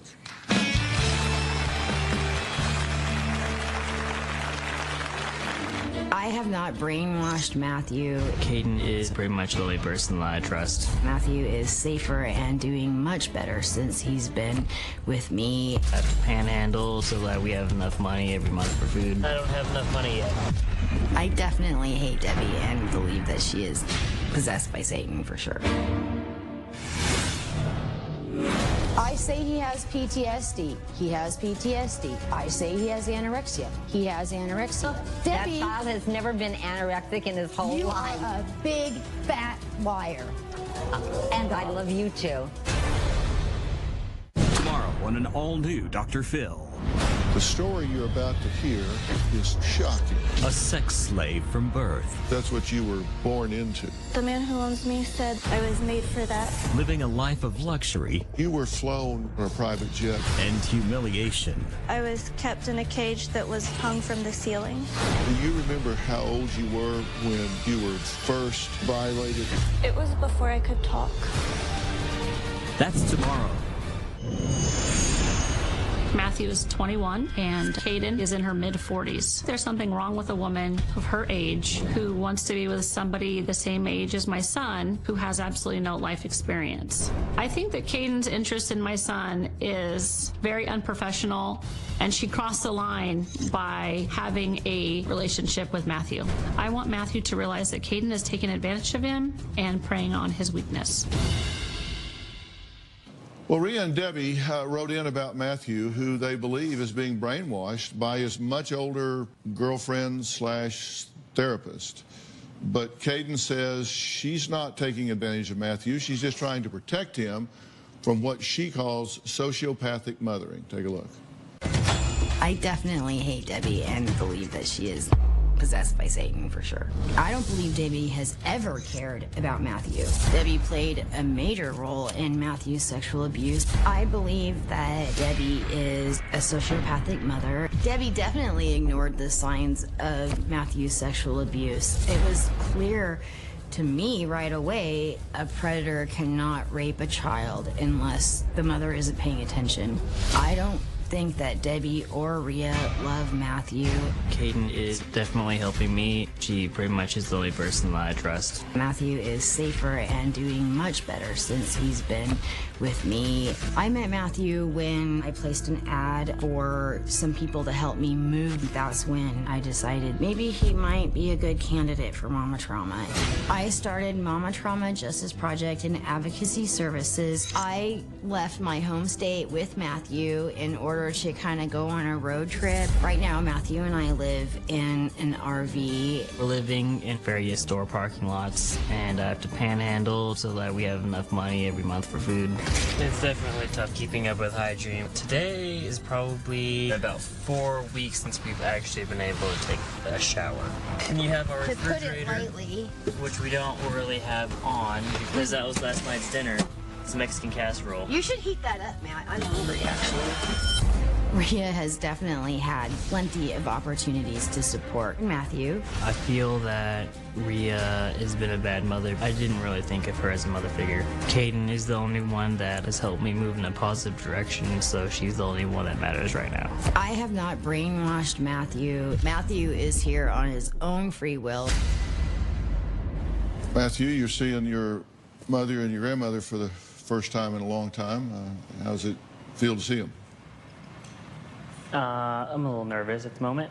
Are you glad to see them at all? Yep. Yeah. I am.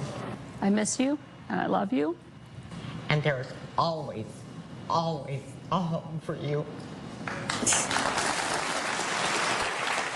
If there's a home for Matthew, why was he living in a dumpster when I met him? He chose to leave my house, and I'm sure that he wasn't living in a dumpster. Yes, he was. You don't know anything about my position. I know or my everything family, about your position, actually. Yeah, and how do you get that from your book? The House of Mirrors theory, and that's Published why out of your home computer and on a printer, huh? Are you aware that you cannot receive an authorship without having appropriate credentials? I don't really care. Okay, let me I don't care.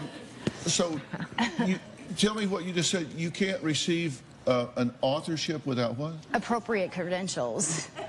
They don't just, you can't just send your work to the people that give you an authorship and they just say, oh, okay, you're copyrighted now. So who did you send your work to? The government. What branch of the government did you send it to? I guess I don't know. I just look like a fool. Well, no, you said you can't receive an authorship without proper credentials. I talked to an attorney who gave me the information I needed to file all of my work under a copyright. And when I got the copyright, they told me that nobody else was allowed to use my work and that it was basically accepted, the theory that I wrote. Give me the overview of the House of Mirrors. The House of Mirrors is an autistic spectrum disorder that I wrote that identifies the symptoms and behaviors of children who are sexually abused.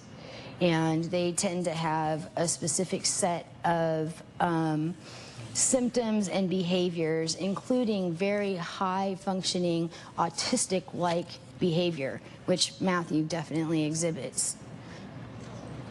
So is this something that you decided that he exhibits, or is this something that an actual professional has decided that he exhibits? Any doctor would agree with me about what I have. Right, but I asked you if this is something that you decided, and did an actual professional who's trained? An actual professional has diagnosed Matthew with the same things that I say he has. Oh, okay.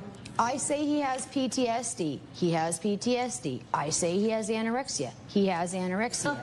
Oh, you've got to be kidding. Debbie, that child has never been anorexic in his whole life. You are a big, fat liar. And I love you, too. You're lying. I mean, Did you publish this book? It's not yet. And you said you can't get an authorship without credentials. So what are your credentials? I have some college, and I don't know if you can include life after death experiences, but I had some savant abilities after that. You have what? Savant abilities after I came back from the dead. You've died. You've died 7 times. Mm-hmm. Okay, let's take a break. Caden says.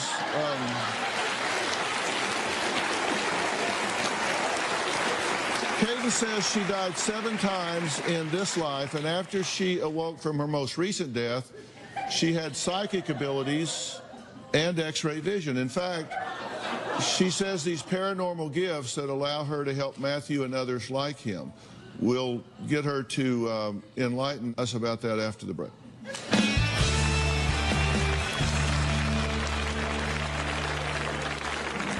I have an effect on metal. So, like, if I think things that God doesn't want me to think about, he'll, like, bend my metal.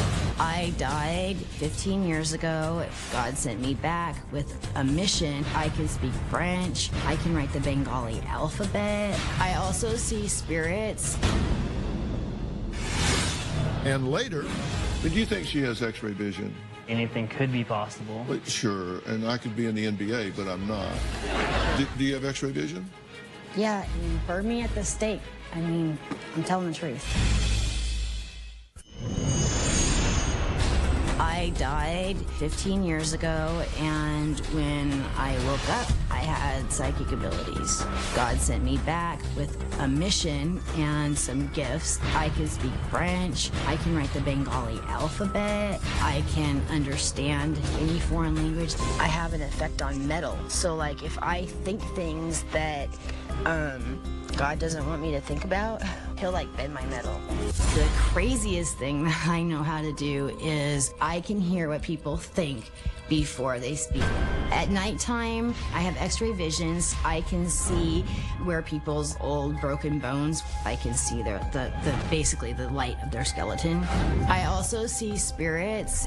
He's like in a pink aura right now, like Matthew's grandfather. He's hanging out. Richard is Matthew's deceased grandfather. I usually feel a presence behind me, like right now. I can feel him here, and he's smoking, for instance, this pipe that he had. I feel Richard's presence now, and it's very strong. It feels like there's a person standing behind me. Richard is adamant that when Debbie dies, that he does not want Debbie buried next to him.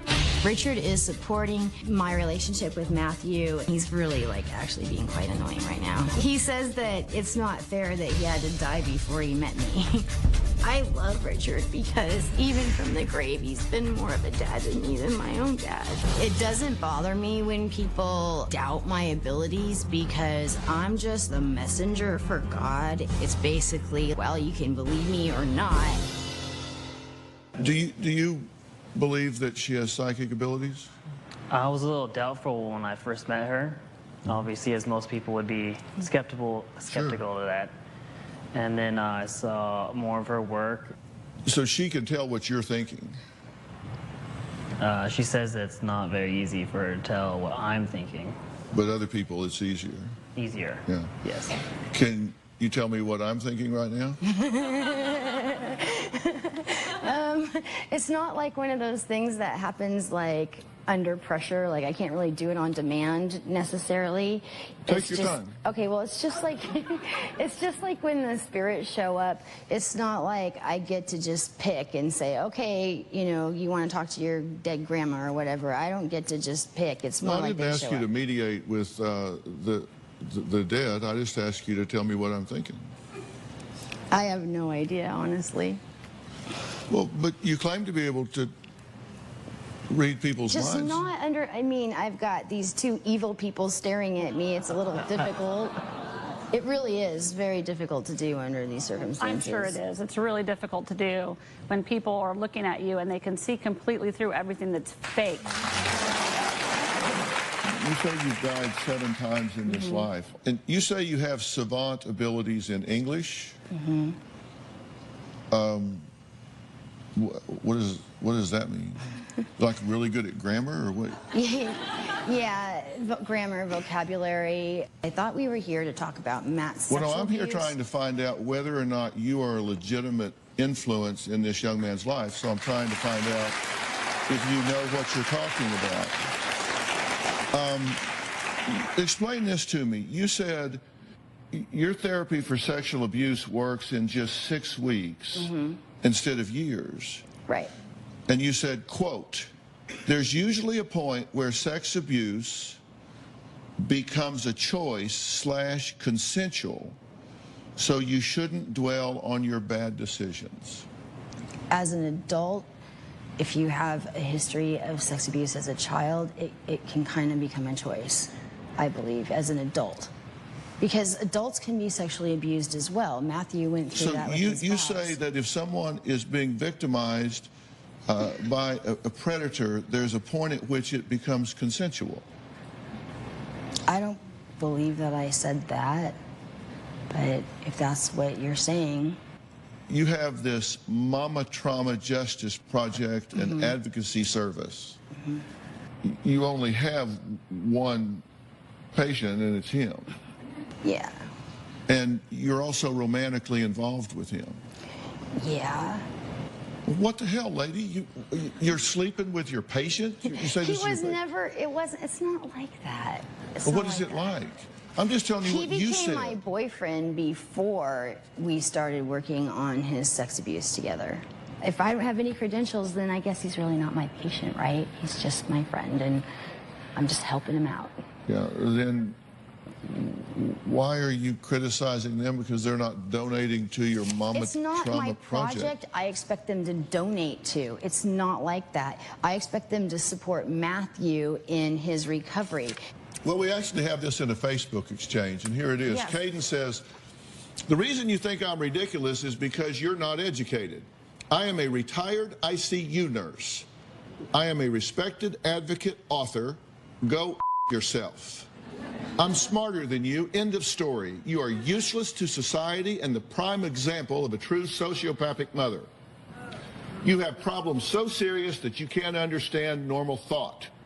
Do you know psychology? I have taken a very serious stand in the protection of your son, Matthew. I have well-documented proof of what this selfish, incompetent, cruel, neglectful family has done to harm Matthew and his abilities to live as a normal adult.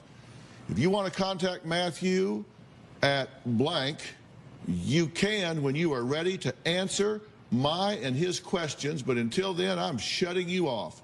You are not worth anything but heartache to either of us, and I hope that you want to commit suicide. She left Matthew to Oh, kill wait a minute. himself. No, I did not. So, Both of you did that. I have never done that. Oh my God. I have never left Really? him. I have never abandoned him. I You have never left started, him? I have You're a never liar. stopped were trying you aware that to she get wrote help this from to? him. Were you aware that she wrote this to? I believe I was aware of can't understand normal thought and a few of the other things, not the go kill yourself part. Debbie, you starved Matthew? Matthew was never starved. Never. That is a lie. Wait a minute, you weren't there. I know what he acts like and what he has told me now. Caden claims Matthew panhandles because he can't handle having a job. But didn't he have one before he met her? We'll discuss that after the break.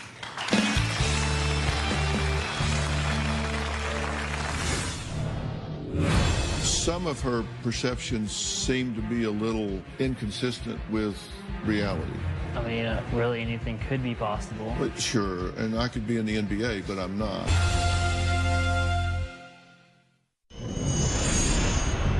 I've known Matthew in a past life. We were actually married on a plantation in Georgia during the Civil War. He was murdered by his own slaves. We have very vivid memories of that together. We've compared stories. The sole purpose for me being here on Earth is to please Matthew. Matthew and I are definitely soulmates.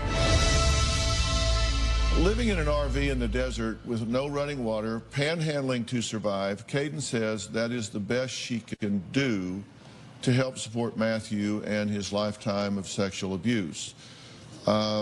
She says that Matthew has only been diagnosed with PTSD. She says, I diagnosed Matthew with a new non-specified disorder called Homie in the House of Mirrors Executive Syndrome. It's a combination of symptoms that usually manifest itself in a suicide attempt. The disorder also grants you savant abilities of which you have no training in. You said you're an English savant. The disorder also grants you savant abilities of which you have no training in. Well, you don't end sentences in prepositions if you're an English savant. But Matthew, do you think that it's possible that somewhere along her journey through life that she may have been damaged, that she may have been through some difficult times in her life, and that this may have in some way distorted her perceptions somewhat? Well, I believe that everybody's been damaged to a certain degree. Sure. Therefore, everybody's perceptions have to be distorted in some way. But would you agree that some of her perceptions seem to be a little inconsistent with reality? I mean, do you think she has X-ray vision? She says when you turn the lights off, she has X-ray vision and she can see where broken bones are by looking at somebody. Do you believe that? I mean, really anything could be possible. But sure, and I could be in the NBA, but I'm not. You know, but do you really believe, I mean, come on. I'm not saying that she's an evil person. I'm just asking you, do you believe that the woman has X-ray vision? I don't know if she has X-ray vision, but I do believe that she can pick up thoughts from people. Do you have X-ray vision? Yeah, and I can also see the footprints of people who have been there before, like spirits. I mean, burn me at the stake. I mean, I'm telling the truth. I have a lot of broken bones. Can you tell me where they are? I'm not in a good space right now. I feel like I'm being totally attacked, and it's not... No, you're being questioned because you're making some claims, and if you make those claims, then you need to be prepared. Well, you need to be prepared to defend them. You're representing yourself as a credentialed professional. You said, I am credentialed. I'm an ICU nurse that's retired. I'm an author. I submitted my credentials to the government. They've been accepted. And if you have, then you need to be prepared to defend those. Oh, my God. Matthew was sexually abused for a very long time when he was in school. Well, by who? I was sexually abused by a neighbor kid from down the street that visited frequently. If that's true, I really hate that, and you should really deal with that. You should get some... Dr. Phil, he has... You don't know. True. You don't know whether it's true or whether it's not. Yes, I do. No, you don't. Yes, I do. No, you don't. You own 91 acres in Nevada? Yes. Well, you say you own 91 acres in Nevada that you're going to build homes on? I'm making payments on it. I don't own it. Well, there's no record of it. But you live in a parking lot. Well, you told us you owned it. Well, if you've got the land, why don't you go live on the land? It's kind of hard to live 30 miles out in the desert at the moment. Rhea and Debbie say that Caden is a scam artist that's brainwashed Matthew into living in squalor. Caden says, no, that is absolutely not right. It's actually Debbie and Rhea who are hell-bent on destroying Matthew's life. I've got some thoughts about all of this when we come back.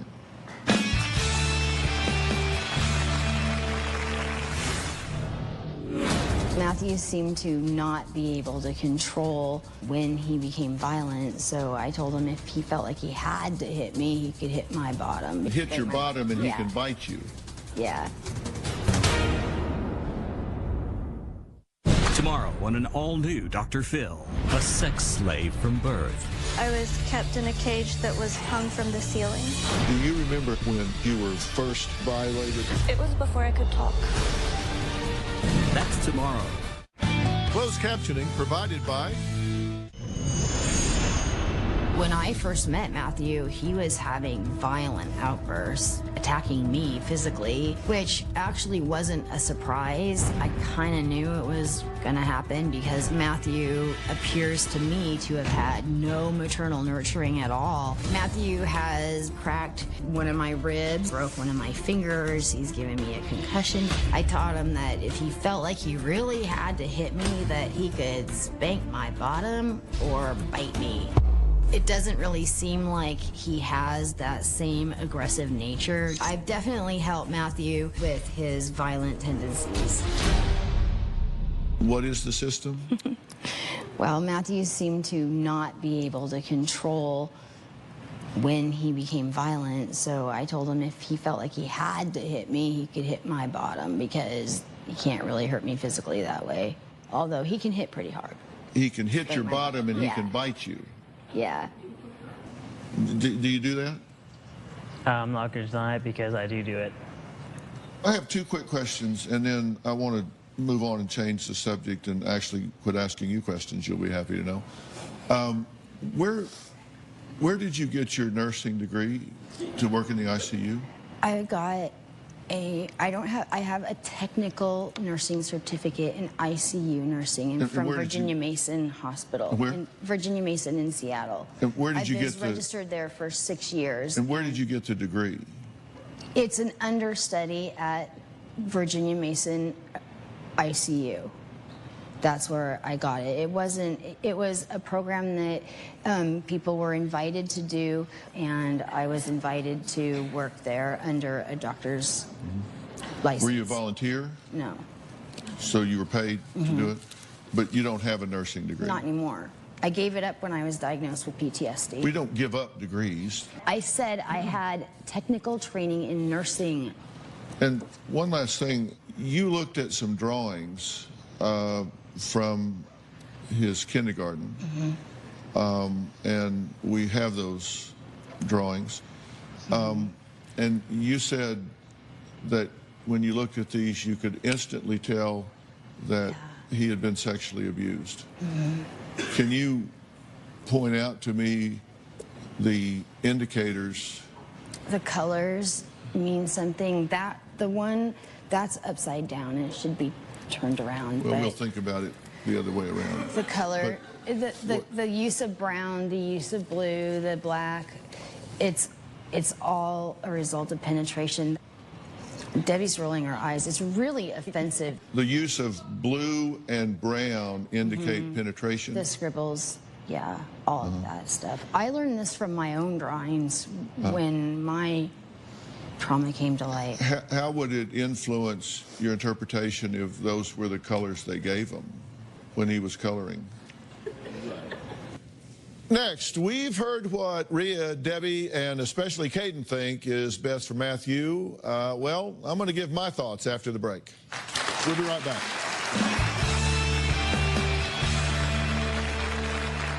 If you're going to be in the Los Angeles area and you want to watch a live studio taping of the Dr. Phil Show, go to drphil.com for free tickets or call 323-461-PHIL.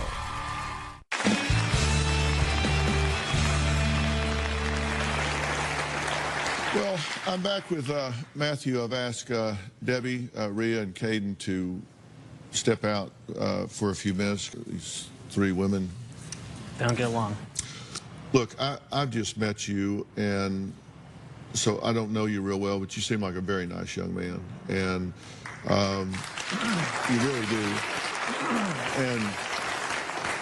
And Robin and I have been married for 40 years, and we've raised two boys, and so I always feel a connection to young guys that come through here because I got two sons that passed through your age, and I always approach these conversations as though if my son were off somewhere and he were going through a rough patch, I always sit down and say things and talk to the guys that come through here the way I would hope somebody would sit down and talk to one of my boys if he was off somewhere going through a rough patch. And so I'm going to talk to you the way I would hope somebody would talk to one of my boys if they were in a similar situation here.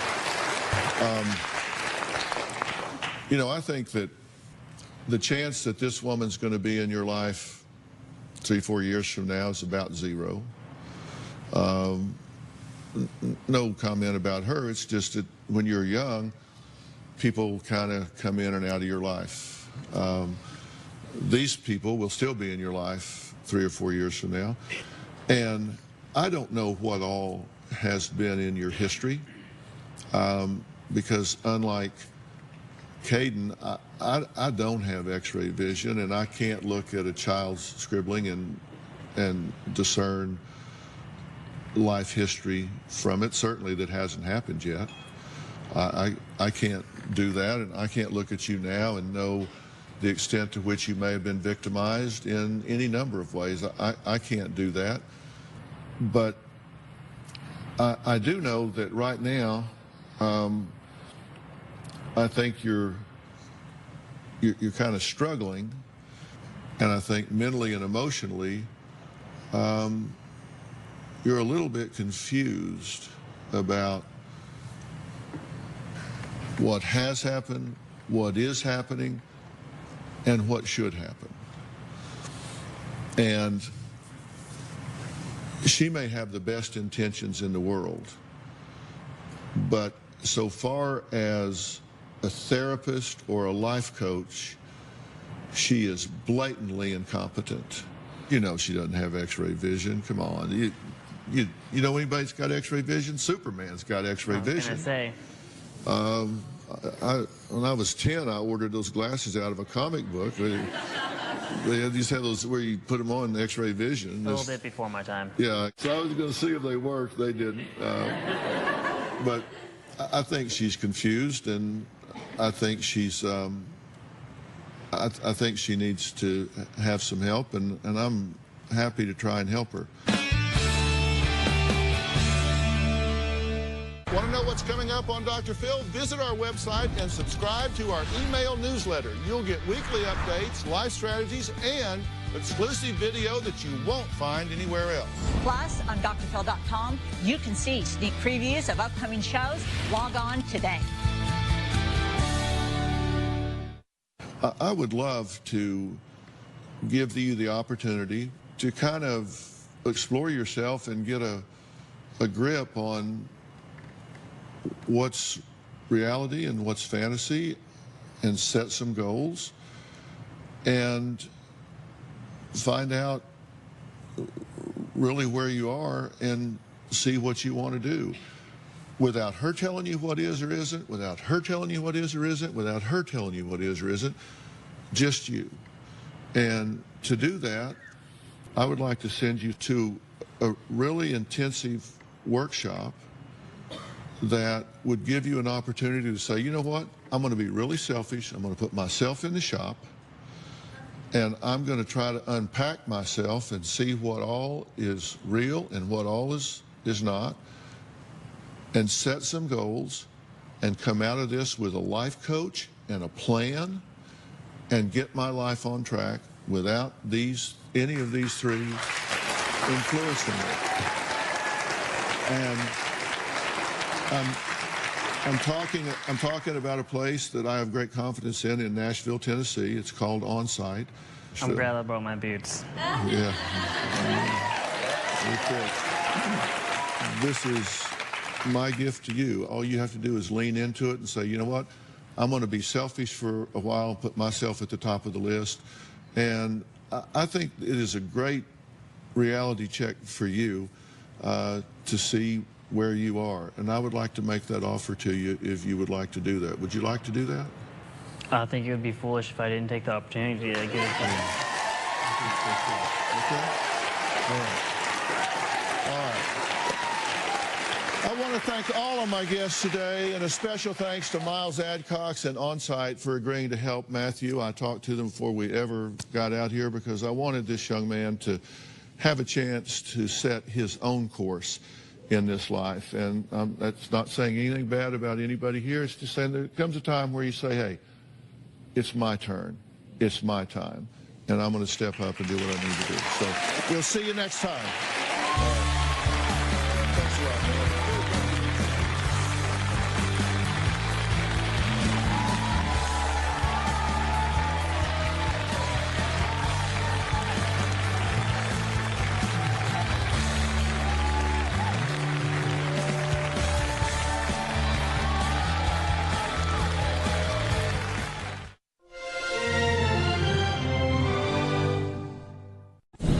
Today on an all-new Dr. Phil.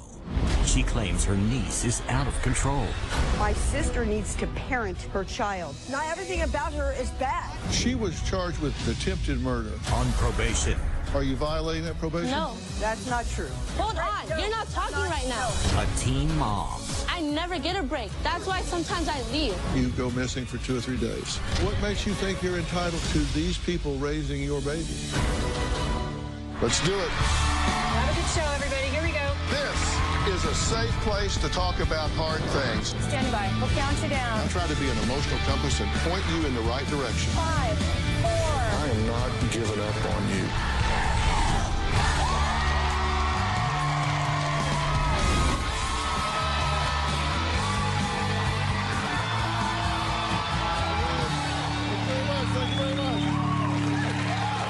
Thank you. Well, caught in a police chase at 12, arrested for driving a stolen car at 14, charged with making terrorist threats against another girl who was dating her boyfriend at 16, became pregnant at 16, on probation at 17. These are the highlights, or maybe lowlights, from my guest Tanya Dawn's criminal history for the past 5 years. Now, her Aunt Dorothy says all of this could have been avoided if her sister Denise had just listened to her years ago when she offered to move Tanya Dawn in with her in order to go to a good school in an affluent neighborhood. Take a look. I'm worried that my 17-year-old niece is going to end up dead or in prison. You're hiding something. No, I'm not hiding anything. She is going down a destructive path right now. She got arrested for attempted murder and terrorist threats. Tanya Dawn got into a fight with a girl. It was attempted murder because the girl suffered some serious injuries. The charges were reduced and she ended up serving 5 months in juvenile hall. The entire time she was in juvenile hall, she was pregnant. I'm not sure why she chose to keep the baby. I think she felt like it was a novelty. When the baby came, she was like, oh, this is hard. She'll have her phone in one hand and then she'll be rocking the baby in the other hand. She's a distracted teenager, not a devoted mother. We are picking up her mother duties. Tanya Dawn started getting in trouble at 14. She stole a car and she got into a high-speed chase. I brought my niece into my home so that she would have a safe place to live. If she violates her probation, she can go to prison for 4 years. This is a major crossroads in her life. One more bad decision and she's done. I'm the disciplinarian of the family. I'm a hard ass. He sells drugs. I don't freaking do drugs with him, and I don't freaking sell drugs with him. They call me the warden. My sister Denise does not discipline her daughter. My niece will disappear from the house. We won't hear from her sometimes for days. She won't call, she won't go to school. She's lying to me about who she's hanging out with, what exactly she's doing. You think all my friends are bad people? All my friends you think are so bad. I do know that she's been seen drinking on social media. I'm just asking you, why? I'm worried that she's going to violate this probation because of her behavior. My worst fear is that she's going to meet up with the wrong people. We'll be lucky if they find her body. Well, Mom Denise says Tanya Dawn is a good girl who only turned mean because other girls were jealous of her good looks. I believe my daughter Tanya Dawn is at a critical stage right now. You guys are making me look just so bad. Like, you can never bring up anything that's positive. You have to bring all the bad out. She doesn't understand the gravity of the situation. She feels like it's no big deal. She could lose her baby. She could lose her freedom. I raised Tanya Dawn as a single parent in a very dangerous neighborhood. Took her sweetness away from her and made her very angry. She's been in numerous fights. I don't like her coming home and having bruises on her face. I don't like how she retaliates and then it's on. I didn't raise her to be a fighter. I have regrets raising her in that neighborhood. Recently, my sisters and I have moved back in together to save my daughter's life. Tanya Dawn stays out at night past her curfew. She leaves for sometimes days, sometimes only a night, but without a phone call, it's very stressful. It's not okay. It's so not okay. Being a mom, she should know you don't leave your baby. No one's going to take care of your baby better than you. And then when you do leave, let us know to make sure that your child's okay. Tanya Dawn is drinking alcohol. That's enough to violate her probation. I've seen messages on the phone like, let's go smoke. And weed stays in your system for a long period of time. I am worried about Tanya Dawn's sexual behavior. And she already has a baby. She could easily get pregnant again. Somebody definitely needs to step in and help my daughter. Okay, she was charged with attempted murder. Why? She got caught in a girl's web. No, you know what? Don't sugarcoat it, Denise. It's not somebody else's fault. It's her fault. Okay? It is her fault. I'm not Dorothy. I'm just saying why she got caught in attempted murder. I've always said, watch out for other girls. They're jealous of you, and they're going to come out after you. Okay. That's what happened there. Now, come on, well, no, Dorothy. wait a minute.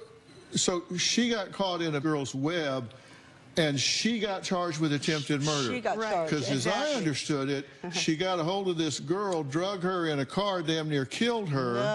No. What happened? Well, the girl actually put hands on her first. She had turned her back to go with her boyfriend to the car. That's when the girl grabbed her, threw her to the ground, and then the police report says the attempted murder is that girl. You're not gonna have this baby. I'm kicking her in the stomach. You know what? That's what the attempted murder was. Particulars to this case. So, it doesn't really matter. It does matter to me because I'm trying to find out if you people have your eyes wide open or if you still have your head in the sand, because I have a plan that I want to try to unfold through the hour here. Okay. And we're not going to get to the action plan if I don't see a possibility of improvement long term. And I'm trying to find out what resources I've got here for her, and I'm not hearing much resource. Okay, she has been, this is one incident that she got caught. She's been in fights with gang members. She has been, she was arrested at 14 for illegal behavior. The thing is, Dr. Phil, I don't really know what she's done until I came into the picture. She's been charged with making terrorist threats. That's right. She's been charged with attempted murder. That's right. Dorothy, I'm not saying she's innocent. First of all, you were hardly in her life, just at the very tail end. So you don't know what I'm going through out there, chasing you down. Well, do you hear the attitude in your daughter's voice when she talks? Yeah, I hear the attitude. I understand she that. She talks like, well, you people are always picking on me. What do you? Right, yeah. She's a and young that's what I hear you saying. She's not doing bad out there, but there's bad that goes on out there. She is doing bad out there. Okay? Who's raising this baby? She's doing bad out there. Who's raising the baby? Well, pretty much we all are. raise the baby. I am. She is. And my daughter is. And when she's around. Okay. Well, you know what, Dorothy? Sometimes she doesn't even like to call because she doesn't have to. Anything she does is not good enough for you. And so she's afraid of you. I know she's afraid. And you are not her parent. I am her parent. I know I'm not her parent. I'm out there with her. I've raised her. I have her aunt. Right. And this ain't going to happen on my watch. Right. On your watch. On your watch. Yeah, getting it's my her watch, in a school. Denise. I have earned my seat to sit here. Sorry, Dr. Phil. Yeah, sorry about that, Dr. Phil. It's your show. We're not trying to take over. Dr. Phil, I have earned... No, that was just 5 minutes of my life I can't get back. Do y'all understand that while you're both talking, neither one of you could be hearing what the other's saying? You're just both talking? You're right. Just driving by. I just did a drive-by on this. Yeah. And here's what I see. There's a 79-year-old grandfather at home, right? Yes. Great guy. She leaves the baby She'll take off in the afternoon and just... Leave there with a 79-year-old to take care of the baby. Yeah. Okay. So you're defensive about your daughter. Yes, I am. She's your daughter. I mean, come on. Yes, it's my daughter. No matter what, parents are going to be defensive and try to put the best spin on it. Right. But there comes a point where you got to call it what it is. Right. Right. And I'm trying to look at the history here. I go back, we asked y'all a lot of questions, right? Yeah, yes. We did a longitudinal history, a cross-sectional history, a medical history. Right. We did all of these things to find out what's going on. So I wanted to see who raised her, who raised Tanya Dawn. I raised her. I looked at all of this role modeling. 9-year-old mom left, took everything. You're raised by the dad, no guidance, no curfew, 7th grade dropout, right? Right. Lived on the beach for 20 years. Not in the same bathing suit, but... Yeah, lived in the hood. Expensive drugs with Dorothy. Wrong crowd, drug users, 18-year-old jail for drugs. Driving suspended license, driving under the influence, kidnapped a child, sex for money, probation multiple times, no career, 4 kids from 4 different fathers. Right. Neglectful parents, CPS gets involved. So that's who raised her. Exactly. And so you want to argue about how to parent. I'm trying to make right with her. Well, coming up, Dorothy says her niece is always on the phone and is too busy to parent her own child. Well, we'll talk about that when we meet her after the break.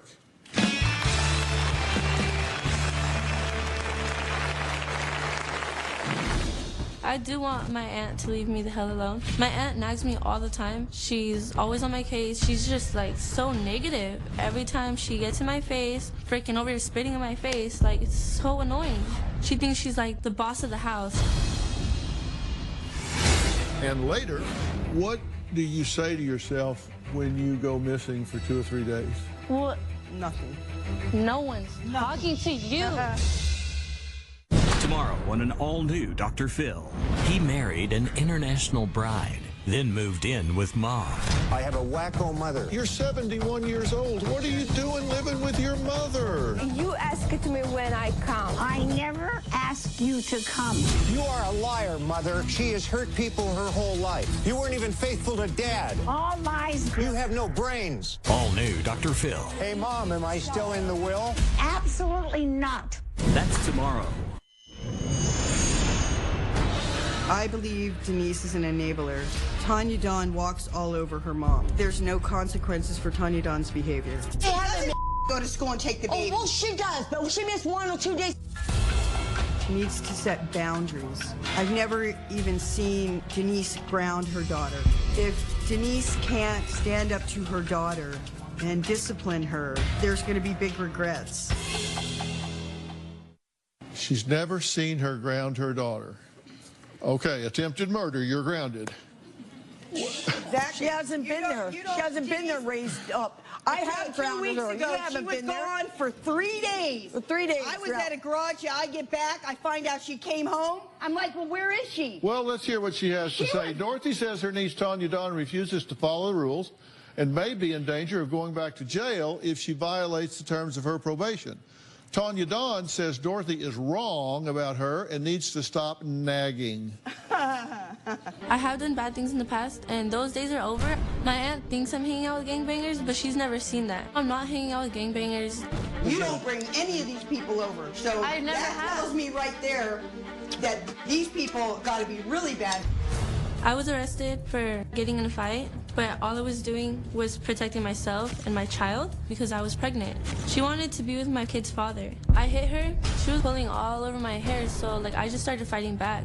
She lied and said I tried to run her over, but I didn't. I ended up spending 5 months in juvenile hall. I hated it. Since I've been out, I've been trying to get my life back together. I haven't been doing the same things that I used to do. I think I'm improving. Dude, I'm trying. Oh my God. You're trying. I'm not violating my probation. I haven't done any drugs. I've drank in the past, but I'm trying to be a better mother for my child, so I haven't been drinking recently. I do want my aunt to leave me the hell alone. My aunt nags me all the time. She's always on my case. She's just so negative. Every time she gets in my face, freaking over here spitting in my face, it's so annoying. She does piss me off. She thinks she's the boss of the house. She even tries to boss my mom around. Living with my family doesn't work for me anymore.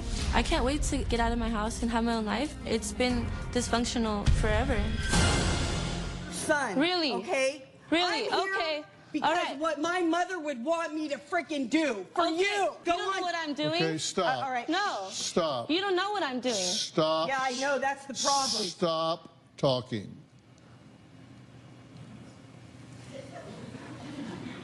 Hello. Hi. Dr. Phil. Hi. You just came out here, didn't even acknowledge me, and started throwing bombs all over the... She doesn't even know what she's talking about. Don't interrupt me when I'm talking to you. Don't interrupt me when I'm talking to you. Okay, go.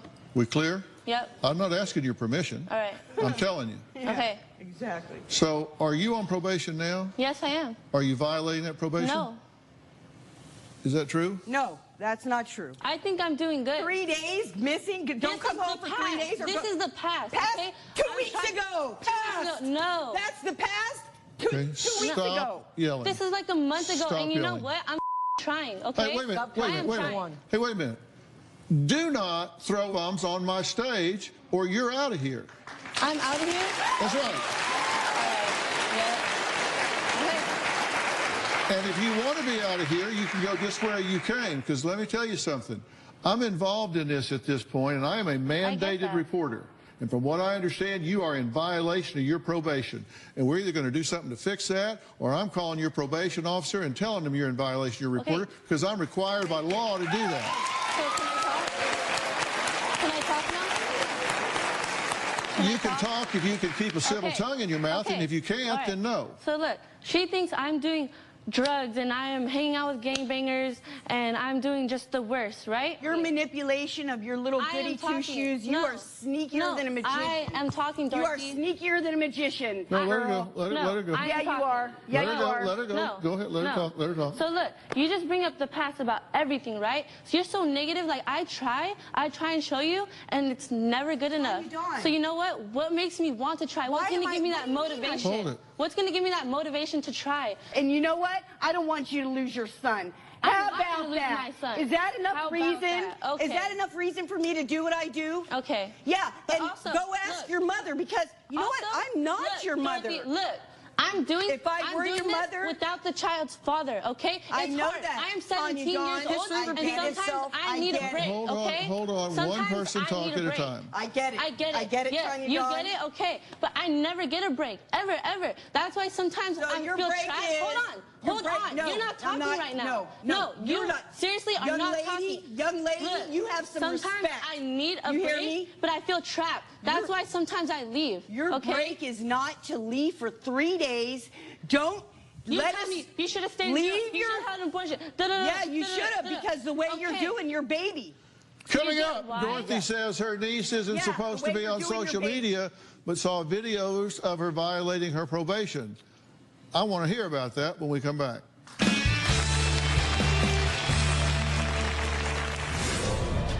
He's my child, he's my responsibility, and I get that. But sometimes I just can't handle it. Well, maybe I you know can't it's handle wrong. being a mother. I can handle being a mother. Sucks on. I'm still new to being a mom. I'm not perfect. It is hard because I don't have his dad around. It's just me and him. I hate it. I'm 17. I do think that I'm missing out on some things, but like it was my choice to have a kid, so I can't take it back. Sometimes I do need a break, and they won't give me that. All I do is just sit here, take care of my baby. I can't even go to like the park, and it makes me like feel trapped. Well, Dorothy says that Tanya Dawn has gone missing for days, skipping school, refusing to parent her 9-week-old son. She claims Denise is allowing Tanya Dawn to spiral out of control. Now, what I want to say to the three of you collectively is this, and I want you to hear me out. And when I look at this situation taken as a whole, I see one of those identifiable constellation of factors that tells me this is headed for a very sharp cliff, because you have a chip on your shoulder attitude with very little insight into ownership and how you got where you got. You have a chip on your shoulder about what your sister's letting her get away with. You have a chip on your shoulder about being defensive about your daughter because you do feel ownership in it all. And I haven't heard one person look at me and say, Dr. Phil, what can we do to ensure that this 9-week-old baby has a chance at success in this life? Nobody has asked me anything. What you've done is gotten out here and yell and scream and not listened.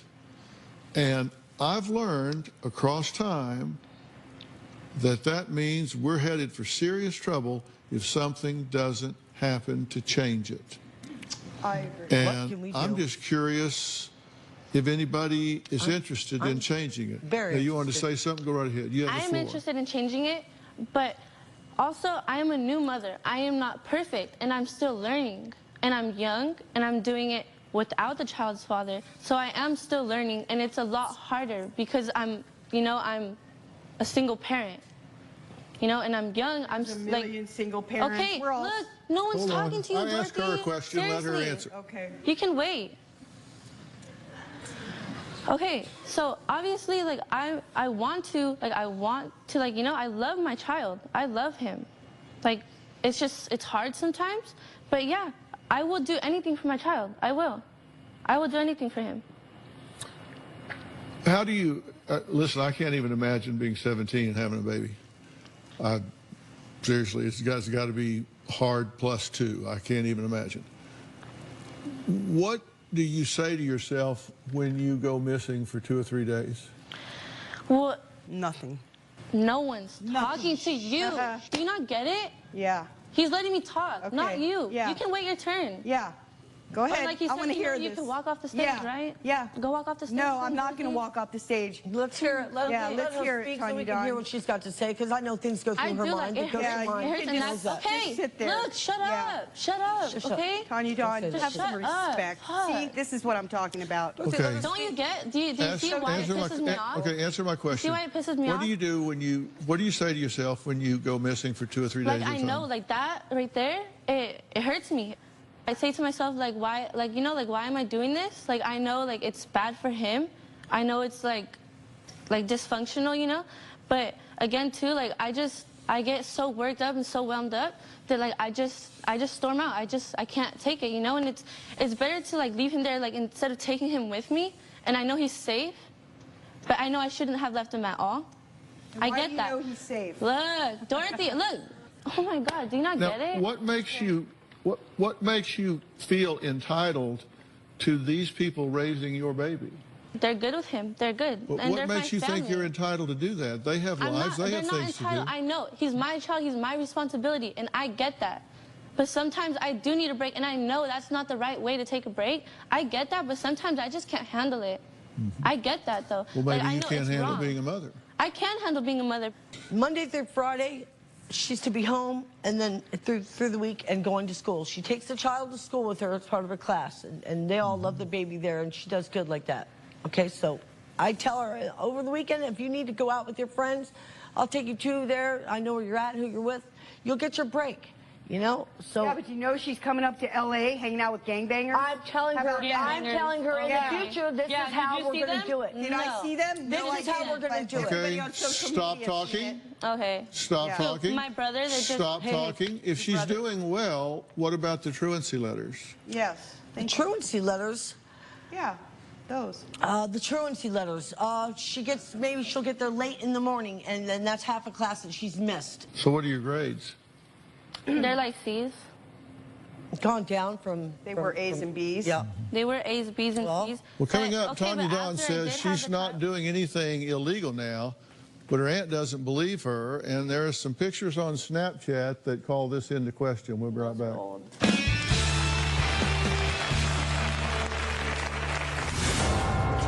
You're a gorgeous, blue-eyed blonde growing up in the hood. You had to fight your way through school. I get that, Tanya Dawn. I took you out of the ghetto. Now I need to take the ghetto out of you.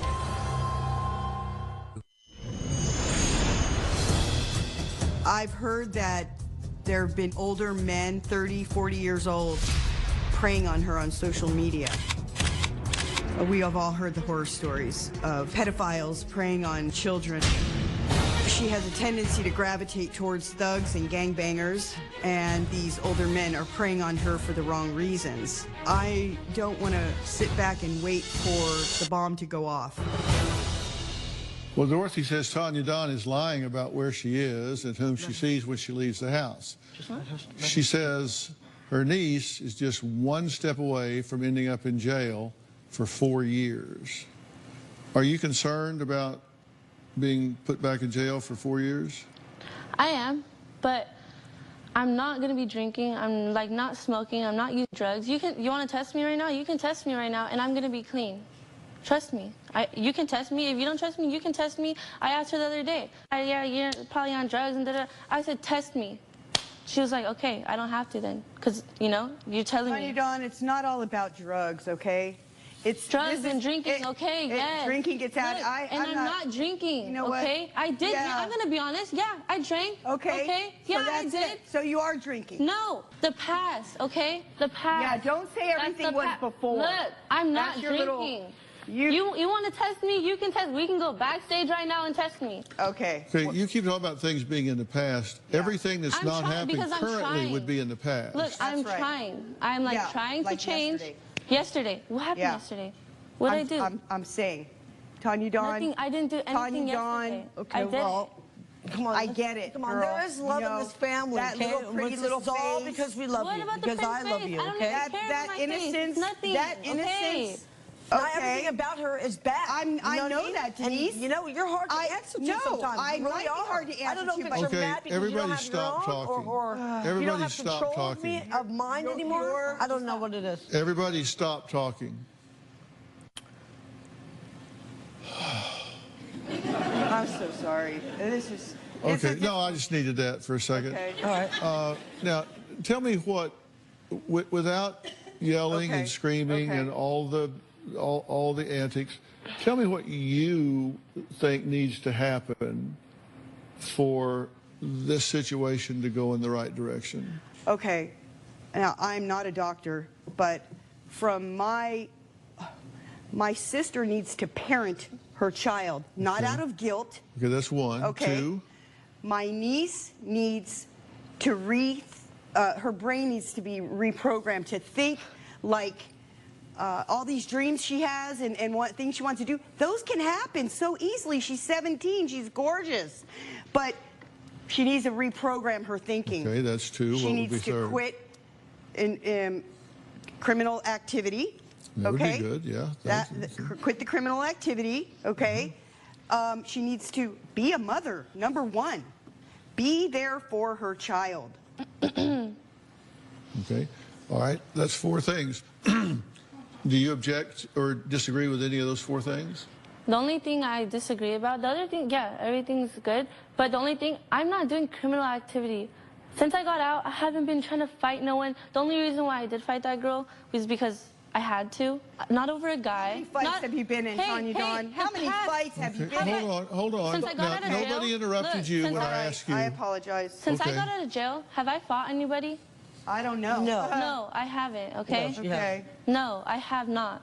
I've been staying away from people like that. And I'm not mad at you for doing what you've had to do. You've grown up in the hood. You're a gorgeous, blue-eyed blonde growing up in the hood. You've had to fight your way through school. I get that, Tanya Dawn. I want to take that away from you. I don't want you to have to go through that anymore. I took you out of the ghetto. Now I need to take the ghetto out of you, okay?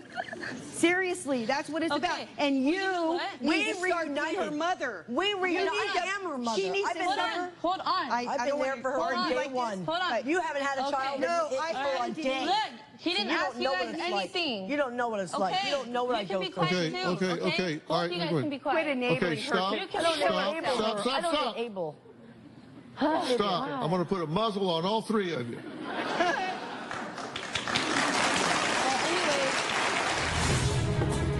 Excuse me, the enabler would like to say something. Dorothy, can you back up for a minute? Maybe I am an enabler. Maybe because I love her so much that when I do finally pick her up, I'm just happy she's alive. Tomorrow on an all-new Dr. Phil, he and his new bride moved in with Mom. I never asked you to come. You are a liar, Mother. You have no brains. You sound like a teenager living with her parents. That's tomorrow. There's a history of addiction in my family. I'm a recovering addict. I've been down this road. I was involved in drugs at a very young age. I do see that Tanya Dawn is headed down that path. You start off smoking weed, drinking beers, which is exactly where she's at right now. I don't want her to throw her future away, and I don't want her to end up incarcerated for half of her life. Tell me, Mom. Yes. What's going on therapeutically in this family dynamic to create a new vector in a positive direction? What's happening that, you know, we've got momentum that's been in a direction that has created chaos and vulnerability to even spending years in jail. What's happening to contain that and create a vector in a new direction? Is there therapy going on? Are there, what's happening? There is not therapy, but there's therapy available through through teen outreach. So you park next to the hospital, you get better? Yeah. Right. Yeah. Well, there is therapy that we could go to that we have gone through in the past, and it has helped. We've gone through decision making. So you're not doing it, but it's available. No, we have. So now, but, my mom has. But not now. Well, right now she just had the baby, and we are signed up for her to do classes together. Family counseling. That's the answer for everything. Dorothy, excuse me, this is something I took on and I'm willing to do, and I've done this in the past with her. It's decision making that we've done, and it does work. We've done it before. And it does work, you know, it helps her. Yeah. You don't have kids, Dorothy, so you don't even know. You don't put the footwork in it. Maybe I am an enabler. Maybe because I love her so much that when I do finally pick her up, I'm just happy she's alive. You know, because I don't know where she's been. I have another sister that's here that oh God, don't add another one. Yeah, don't add another one. No. Don't add another one. Yeah. Where's she at? Where's she at? That's good. Where is she at? Because she has a whole different show on the side. You don't get her involved.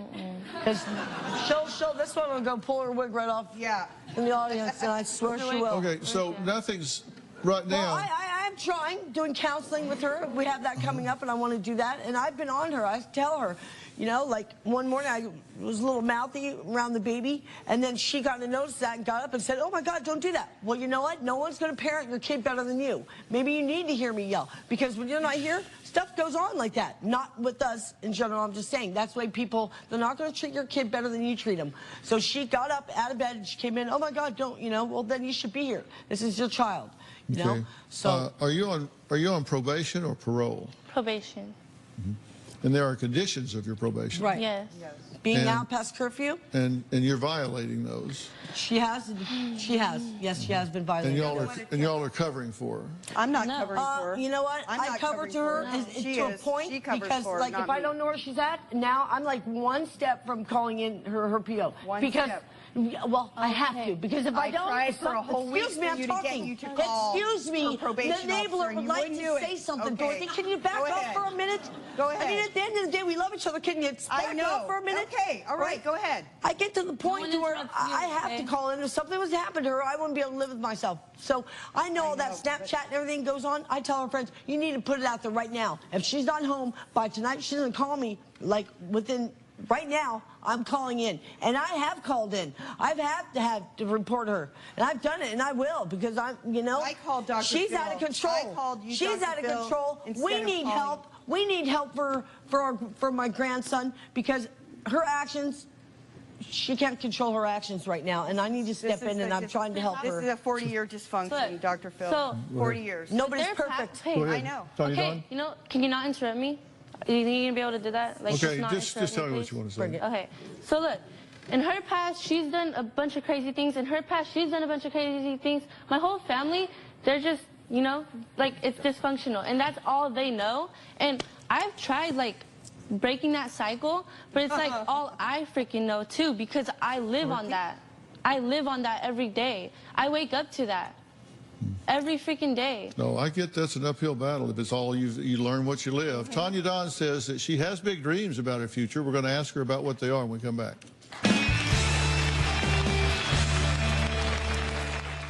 Hey, Dr. Phil here. We're ready to start the show, but we're waiting on you.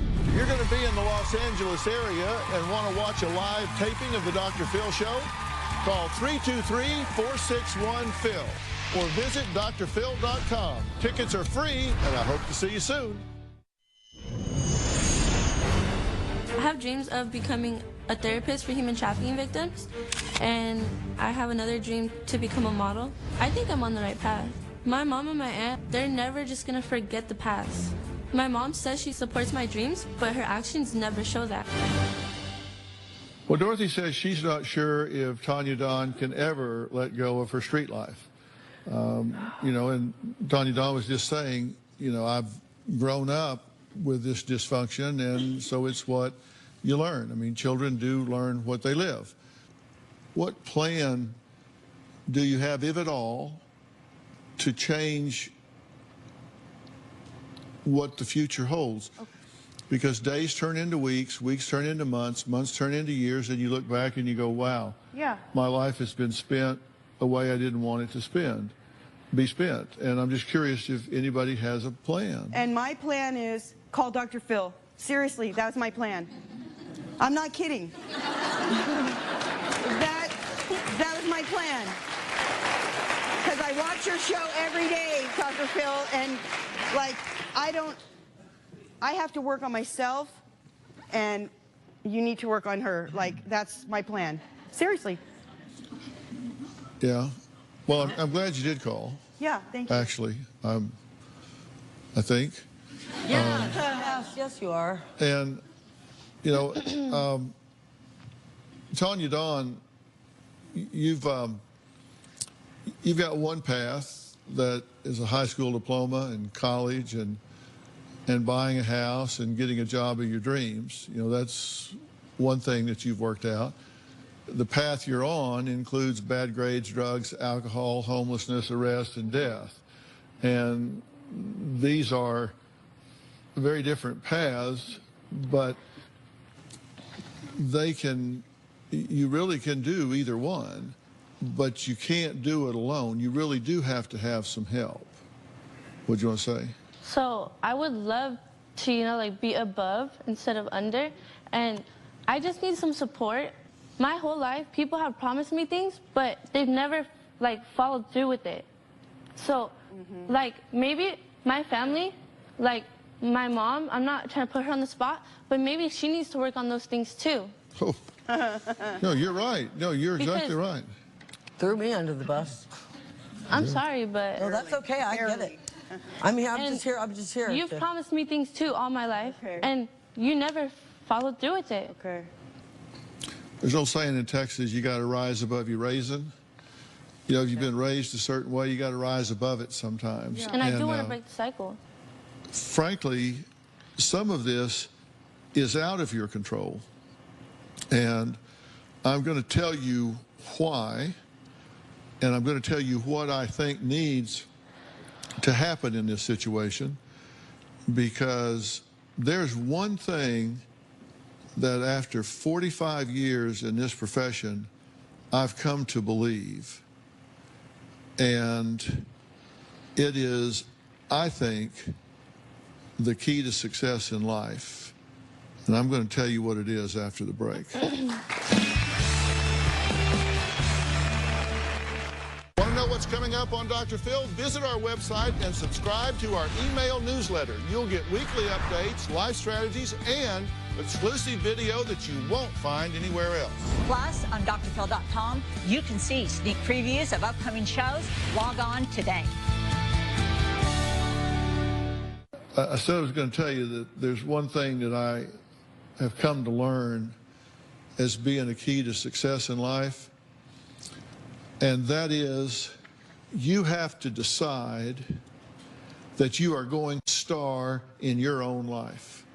You're going to star in your own life. I don't care if you're a plumber's helper or you're a model on the runway or you're a teacher or a doctor or a butcher or a baker or a candlestick maker. You've got to find a way to star in your own life. This is Michelle right here.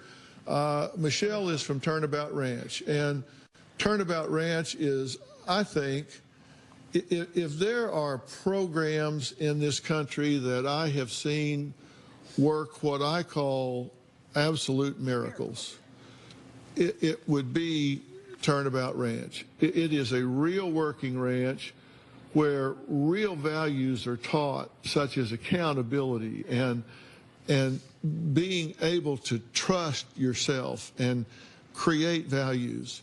And I came here in hopes that I would make this experience available to Tanya Dawn. And I'm not going to do that. I'm not going to do it because I could send her off with Michelle, and Michelle would work more than wonders with her and her staff and this wonderful environment. And she would work wonders because this girl right here is smart, and she would clear her head, and she would find out what really matters, and she would come back bright-eyed, bushy-tailed, and ready to redefine her life, and the two of you would screw it up in a week. Now, what I am willing to do is I am willing to get a hand-picked family therapist that will come in and create a paradigm for this family that everybody has a role in and that you will be intensively involved in while she would be gone and hitting the reset button. And if you participate actively in that for a period of even a month, intensively, I mean really, no kidding, bear down and work, then I would make that resource available to you. But you know they'll blow it up, right? Yeah, we've experienced it over and over, and I think I heard the same thing, that there is some insight that she has and a hope that she can do something better with her life. But from everyone else, everybody, I've just heard excuses. We'll get the therapist. Anthony Haskins, stand up. You're going to talk to Anthony Haskins. He's our resource director, has been for 15 years. He will handpick and put this together. And I want this started immediately, if not sooner. I want it intense. I want it for 30 days.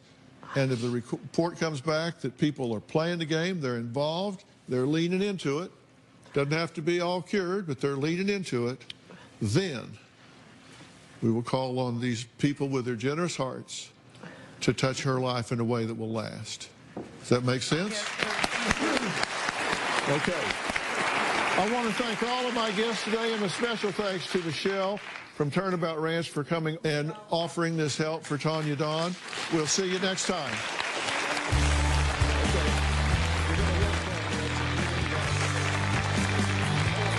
I give them cash advances, so for me to owe them kind of seems odd. You had to suffer a hostile work environment. Every once in a while, there'd be a low blow statement, yelling. I don't think so. Judge Judy. Today at 4 on WBZ Channel 4.